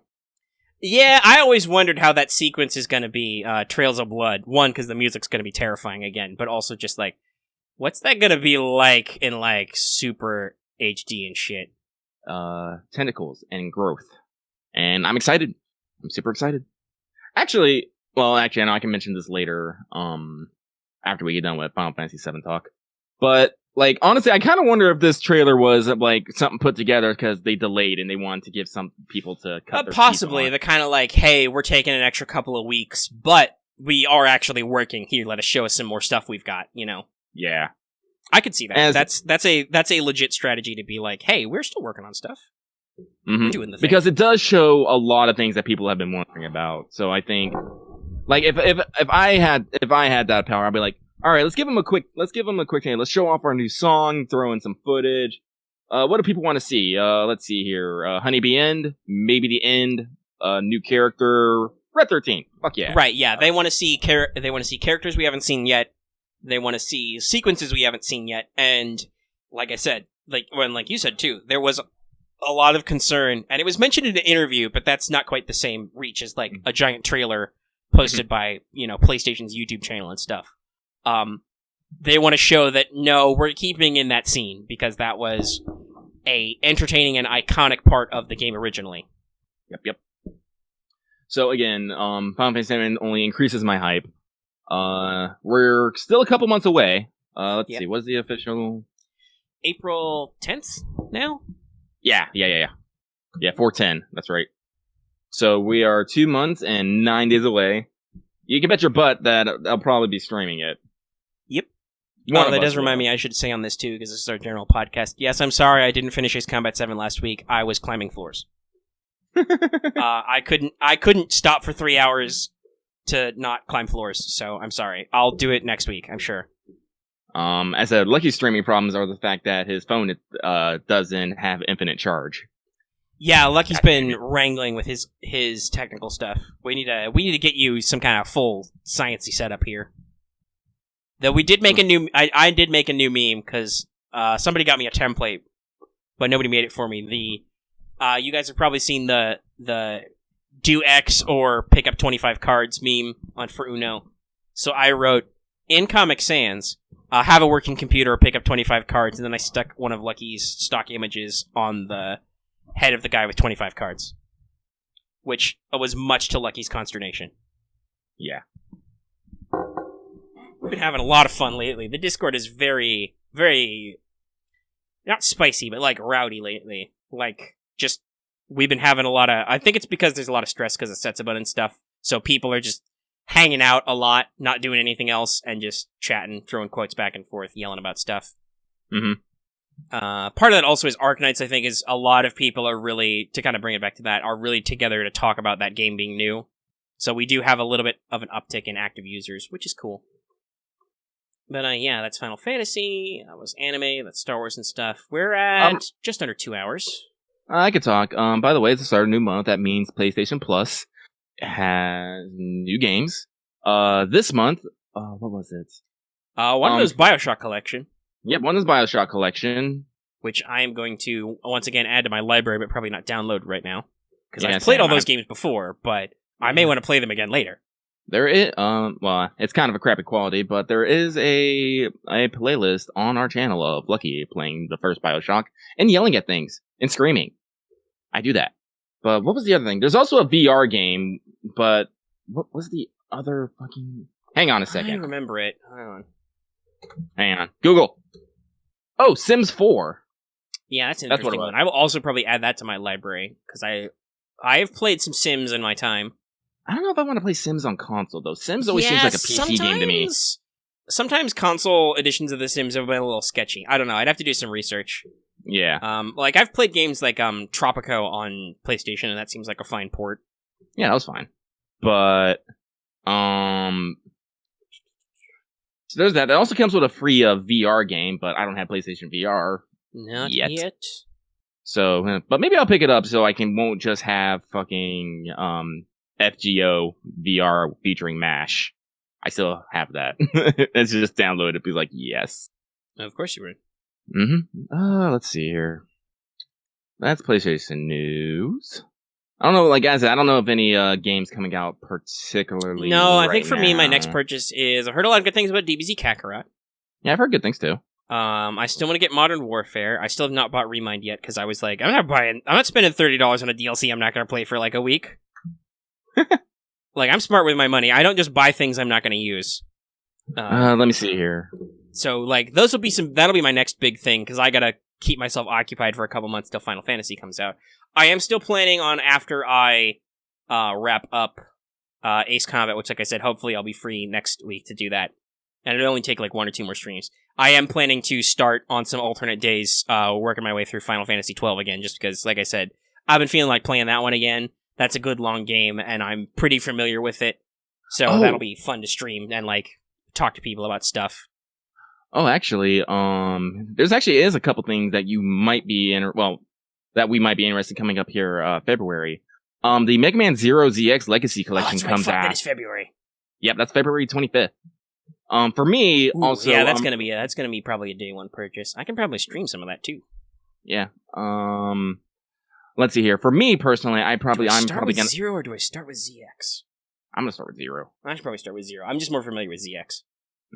I'm probably gonna also maybe pick up Room Factory 4 Special for the Switch. Because Lucky loves Harvest Moon type games. Oh yeah, that reminds me. I haven't bought a Switch game in a while. That is right. Fire Emblem is going to come out with their DLC in February too, right? I think it's in February. They have said that it's going to be a standalone side story that you access from the main menu, so that'll be interesting.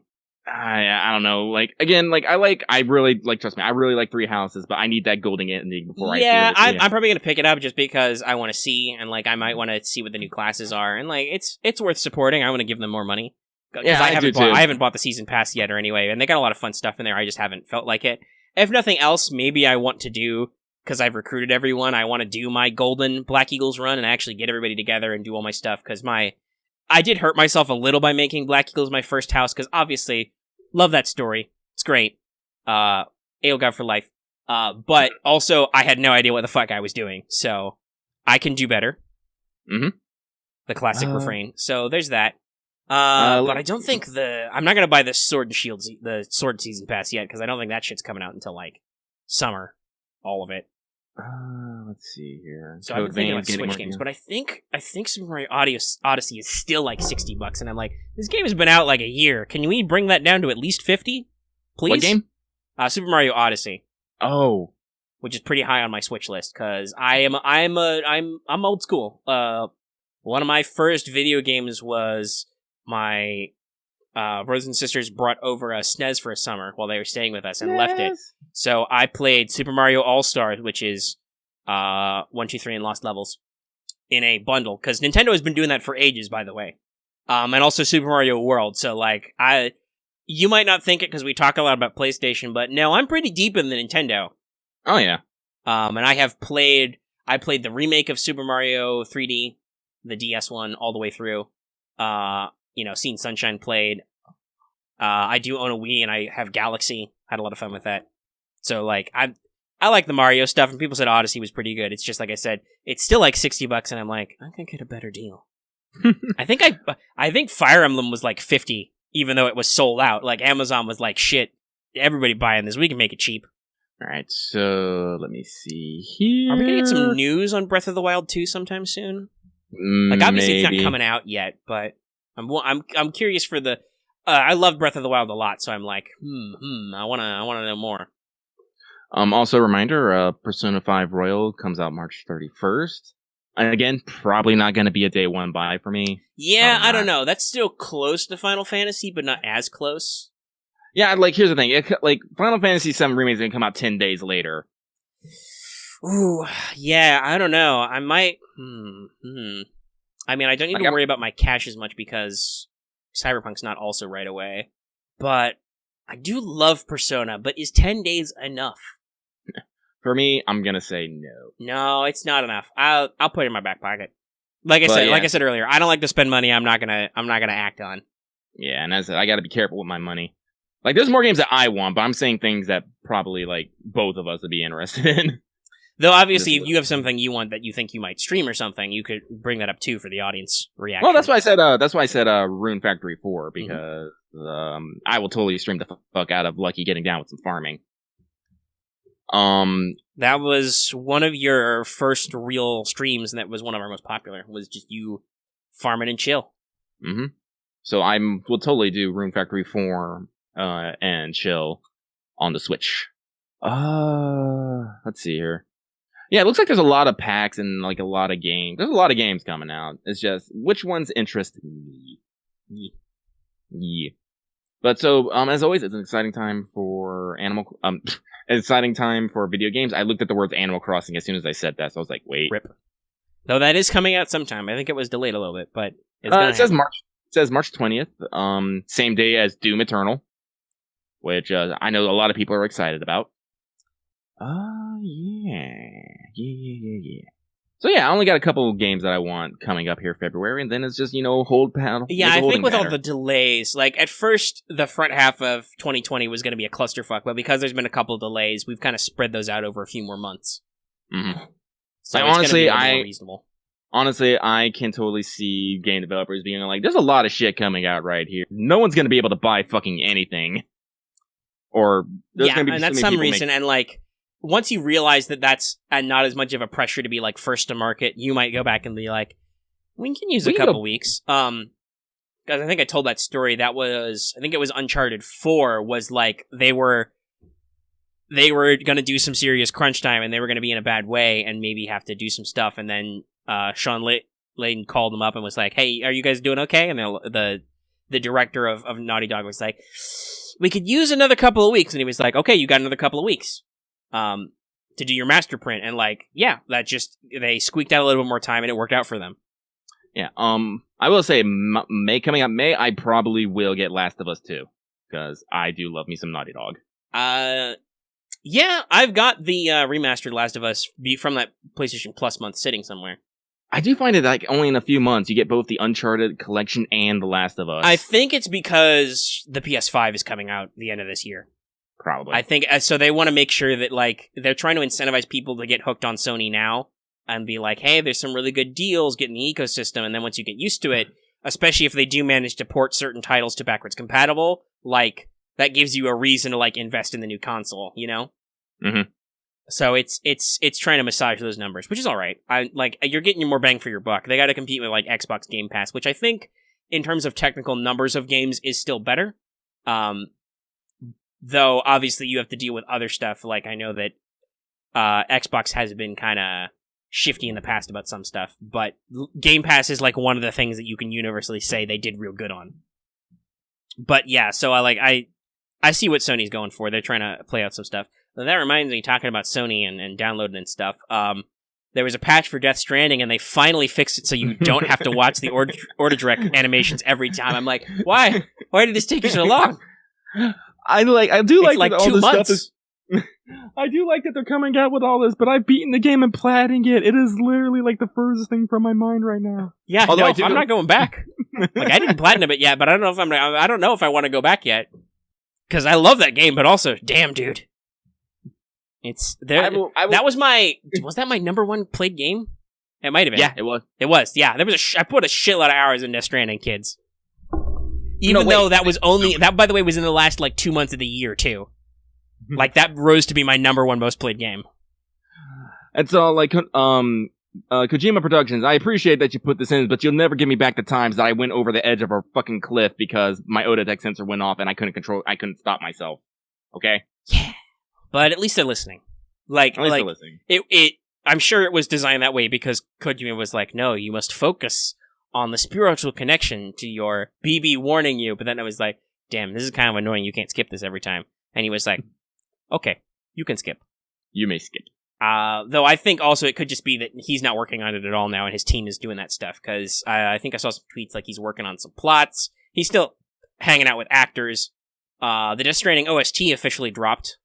Yeah, I'm sad it doesn't have fucking BB's theme on it. It has all the other tracks. It just doesn't have it's BB's a little. theme. I don't know what the point of that was, but yeah, it's hilarious considering we had this discussion about soundtrack because it's 20-something low roar songs, and then one ending by Churches, and then the track by Apocalyptica they used for that one trailer, which is really fucking sick. That's a sick beat, but still. I fucking love Path. Apocalyptica's Path is like one of my best. So yeah, favorites. But it's all licensed music, which is still really fun. But he likes his music, and honestly, like, if you think about it, a lot of the later Metal Gears had that thing. And honestly, like I said, Kojima really should have done the Metal Gear thing and given you a Walkman. Mm-hmm. Because that was the whole thing with Metal Gear Solid 5. Had some great 80s music licensed. My Helicopter was a 50-50 split between You Spin Me Right Round and you could do Ride of the Valkyries, but I was like, Spin Me Right Round's way funnier. Just chilling in the Afghan desert, everybody's minding your own business, and suddenly, somebody hears like, what's that sound? You spin me right round, baby. The fuck? Mine was then they're like, oh shit, it's big. Blah, blah, blah, blah. I knock them all out and throw them on a helicopter. Whoa, it's in America. That's a good one. Rebel Yell's another good one. Rebel Yell. Yeah. Yeah, Kojima always had really good. I love that about Metal Gear Solid 4. I think that was all internal music, but you could get like classic Metal Gear tracks in there. Mm-hmm. Get a couple of J-pop songs, which you could make the Beauty and the Beast Unit dance, which was hilarious. Though they had some Zone of the Enders music in that iPod too, which was cool. No, I'm just sad Lucky and I really want Kojima to use all of his funds from Death Stranding to buy back the Zone of the Enders IP. Yeah, we do. If not do that, just make a new giant robot game. Yeah, if there's one thing that Death Stranding did not have, it was giant robots. No, which was shocking. Mm-hmm. That's like the one Metal Gear Solidism he didn't do was giant robots. There were nukes, there was deep soulful conversations, there was a fucking fist fight. Like, it had all the stuff. Well, okay, maybe it didn't have a full-blown quirky mini-boss squad. There was only one quirky mini-boss. But I liked him a lot. Shout out to Troy Baker, he's a cool dude, and was like a weird future space pharaoh. Yeah. That reminds me, I've been listening to some 40k APs and watching some people play Dawn of War. I'm like, fuck, I should play those games again. I don't know if we've talked a lot about 40k. Omega's a very casual 40k fan. I will never have enough money and time to play the board game, and also, nobody complains more about 40k the board game than 40k fans. But they've got some good licensed materials. Fantasy Flight cut their teeth on doing a lot of those RPGs, which are kind of fun. I still want to run, like, Deathwatch or Only War someday, just for funsies. Lucky, you'd probably have fun being a Space Marine. I was gonna play, I think Deathwatch. I think I was gonna be a mechanic priest. Yeah, Tech Marine. That's fun. Tech Marine. With the fucking cyber, like the extra. Yeah, you get a servo arm, I think, by your default, which is, well, that's the beautiful thing about Deathwatch is they're kind of all compatible. So there's like Dark Heresy, Rogue Trader, Deathwatch. So, no, it was gonna be Dark Heresy. That's what it was. Dark Heresy is you play Inquisitorial Acolytes in your super shitball tier. Rogue Traders are a little bit better, and then Deathwatch characters get like I think the equivalent of 1,000 EXP in Dark Heresy because they're Space Marines and they're fucking baller. It's pretty fun. So I'd love to do that someday, maybe with some house rules and stuff, because there's a little bit of clunkiness. They went through a lot of iteration in those game systems. No, not by Konami, by the IPs from Konami. Yeah, no, buy the rights back, because those were Kojima production games. So, like, just license out that stuff. Ow. Yeah, I know Axe said, like, buy Konami. I'm like, I don't know. What other properties does Konami have? They got some fun stuff. I don't think he was the guy behind it, but Kojima worked on Boktai. Wait, fuck. Konami, that's Castlevania, isn't it? Yes. Konami IPs. Okay, I can't say I'm really a huge fan of Castlevania. I've only really seriously played Symphony of Night, but I really fucking love that one. Okay, so some big ones that they have, they also have Silent Hill, I guess. He could do Silent Hills finally. Yeah, guys. You think Guillermo would be okay with that? Going back to it, if he was like, my friend Guillermo del Toro, I have bought Silent Hills. We can make it again. Oh god, they have Tokimeki Memorial. Oh my fucking god. Konami owns a lot of IP. Like Axe said, they're technically the brand behind Yu-Gi-Oh. They are. I found a fucking list of Konami franchises. Let's see here, like Bomberman, Castle. I'm just using quick ones. So we got like Bomberman, Castlevania, Frogger. They have the IP for Frogger. Damn, dude. Wow. Gradius, which is I know some Gradius. Yep. Metal Gear, Parodius, which is just a parody of Gradius. Robopon, Silent Hill, Suikoden, Tokameka Memorial, Yu-Gi-Oh video games, Zone of the Enders. Doesn't seem like they actually have, like, interesting. Well, game development can be kind of chaotic, and I know they've had some ups and downs. Like, Capcom had a lot of ups and downs in recent years, too. They've kind of won back the crowd with, like, remastering old Mega Man stuff, going whole hog on the Resident Evil remakes, which are, honestly, thinking about it, we probably should have brought those up earlier, because those are kind of what we're expecting out of Final Fantasy VII Remake, is basically that treatment of, like, this is roughly the same game, but completely, like, upgraded and updated, because, like, Resident Evil 2 Remake is, like, really gameplay-wise different from the original Resident Evil 2, but also it's the same, you know? Mm-hmm. So, and, well, I'm not really into Resident Evil. I kind of missed the boat on that, sorry. I really wanted to play 4, but I got a free copy for, like, PS3, but it was scratched, so I wouldn't play, so I kind of missed that boat a little. Don't worry, when we consolidate and do the kind of the gameplay hour, we'll have Lucky play 7 at least.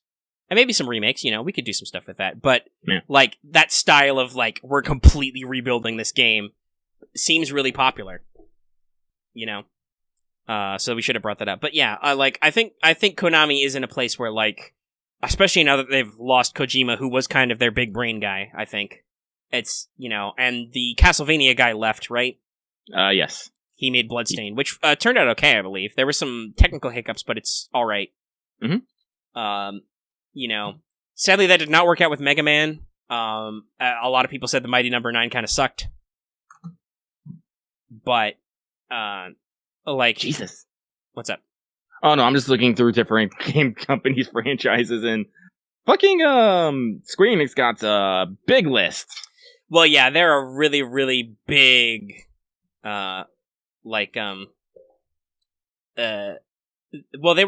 were Squaresoft and Enix, and then they merged, and, like, also have been buying up other studios. Like, Crystal Dynamics is attached to Square. Mm-hmm. Eidos Interactive. I think it's mostly because of Final Fantasy, but Square makes a fuck ton of money and, like, reinvests it.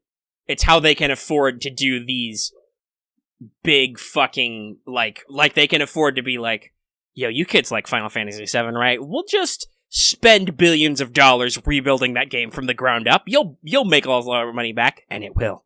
Yeah, oof.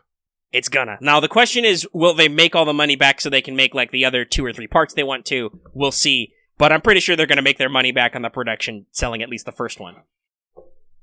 You know? Video games are interesting. Like you said, we're in interesting video game times. Now, if only there were more Star Wars video games I could count on.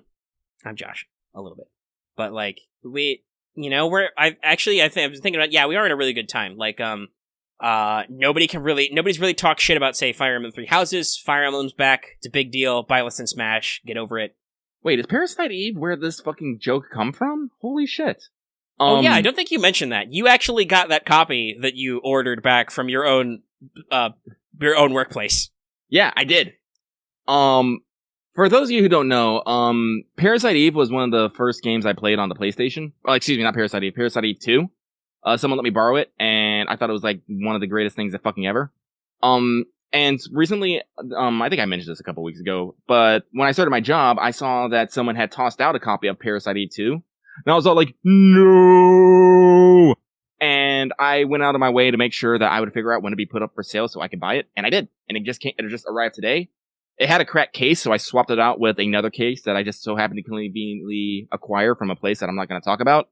And, I'm excited. Like, I was actually going to mention this. If people are interested, if no one has seen Parasite Eve 2, like, it's probably dated, because this is, let's see, actually, when did the game come out? I'm trying to use my mouse. Yeah, Parasite Eve 2 came out in 1999. So, well, it's aged, because I don't fucking remember. Ugh. But everyone, like, I'm literally looking, like, I pulled up the Wikipedia page, and the first line of the plot is, mitochondria are the powerhouse of biological cells. I'm like, is this where it fucking comes from? Maybe. Honestly, I don't know meme origins. I really don't. I just, I hear them, and I was like, this amuses me. I'm going to repeat it ad infinitum. And that's how memes fucking work. That's how that definition works. I joked about Metal Gear Solid 2 a while ago, which is all about this stuff, and it's really important. But I want to remind everybody that game came out in 2005 and was set in 2009. So get a load of that shit. I am referencing Parasite Eve. If you go to the Parasite Eve Wikipedia page, apparently it's based off of a Japanese science fiction horror novel, which has 3, is it just one book? I don't know. But you look at the first line of the plot, and that's what it says. Mitochondria are the powerhouse of biological cells. Is that, something that's actually part of the, line? Did they say that? Or is that just, some fucking wiki editor being keck? I don't fucking know. I don't know either. But yeah, as I was saying before, Lucky was oh shit, is that a joke? We are in a really good time of video games. For better or worse, Kingdom Hearts 3 came out, and a lot of people have positive thoughts on Remind as further extension of that. The Final Fantasy VII Remake is going to come out, and it looks pretty good. Cyberpunk 2020 is finally going to come out. Fire Emblem Three Houses came out, like I said, that was really good. Breath of the Wild was a really good Zelda that they're working on a direct sequel to. Mm-hmm. Too many ideas, yo. Yeah, because they had too many ideas for DLC. We're in a lot of interesting places for compilations and remasters. Last of Us is going to get a sequel that's going to come out, so it's a good season for video games. Yes, but I don't think we have much more to talk about than that in particular. No, but if anyone's interested in maybe seeing me play Parasite Eve 2, let me know. I do have a Gen 1 PS3, so I can play it. I should probably clean it out, make sure it's not too dusty though. Heck. Yeah, it's important. That's important. Actually, no, I would have to get some weird converter cable, because I actually do have a regular PS1, but then I was like, wait a minute, I don't have a memory card. Or do I? Fuck! I have to look through my box but you consoles. need the right cables to plug in and extractify it. Yeah, I know. I was like, technology. I said, Lucky's trying not to spend money, but he keeps ordering out because I like food. God damn it. I literally ordered pho and gyoza. Or pho. Is it pho? I think it's pho. I think it's pronounced pho. Pho and gyoza before recording. I was like, hey Omega, I got food. As I'm slurping up noodles. And he's like, I gotta record shit and eat. I was like, okay. But yeah, I'm still saving up to get new computer parts, although it's still gonna probably be not for, let's see here, 4 weeks? I'm hoping to buy them on the 21st of February. Give me the weekend for them to get delivered. I can probably have them installed on the 24th or 25th. But once that's done, well, shrugs. Yep. Shit, now I need to Axe. We were cracking jokes with Axe earlier about how he is right, and I said you need to be able to do fucking cart flips with your hands over your nuts.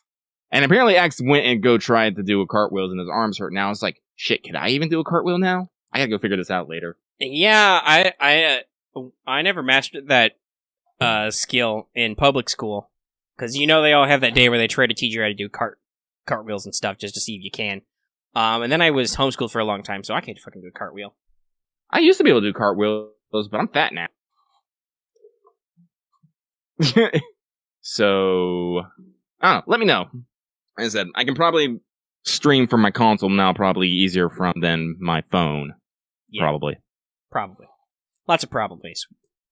That's us, the Probably YouTube channel. Mm-hmm. But yeah, that's enough on that. Let me see. Is there any other last things I want to talk about? Yeah, we're only at about 2 1/4, so we could go longer, but we could also stop here. Either one works. Yeah, I'm not gonna force it. That's fair. You don't need to force it. Yeah. We had a big long episode of Let's Talk FGO. We had a decently long episode of this. I suppose it's not 3 hours. I can't call it big long, but we talk about the stuff we want to talk about, and we're gonna play for 2 to 3 hours tomorrow anyway. So. Mm-hmm. We'll have more conversations. Like I said, keep an eye out for that. I don't know when exactly that'll come out because we're, let's see, I did Wanted. That's going to come out. That's already scheduled. I can say retroactively, my plan would be premiere Let's Talk FGO tonight at midnight, and then tomorrow morning run Wanted. This will come out. The audio will already be out tonight, but this may wait until later Sunday or early Monday. I don't know. So I don't know where in the release schedule that AP is going to come out, but it'll happen. And I'm not in a rush. Some of our APs have been more popular. Eclipse's got a decent amount of draw. We got a pretty decent number of views on Clone Wars. How actually did that turn out? I can check.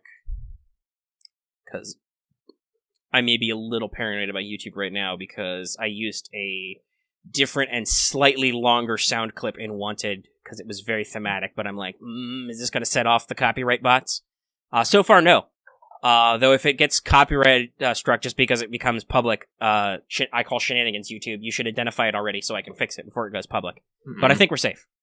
Yeah! Because usually YouTube is like with my streams and stuff for Ace Combat, that was like the moment that stream stopped being, it's like, whoa, BT dubs, Bandai Namco owns these fucking cutscenes, nerd. And I'm like, okay, I guess they are their cutscenes. I can't really complain about it.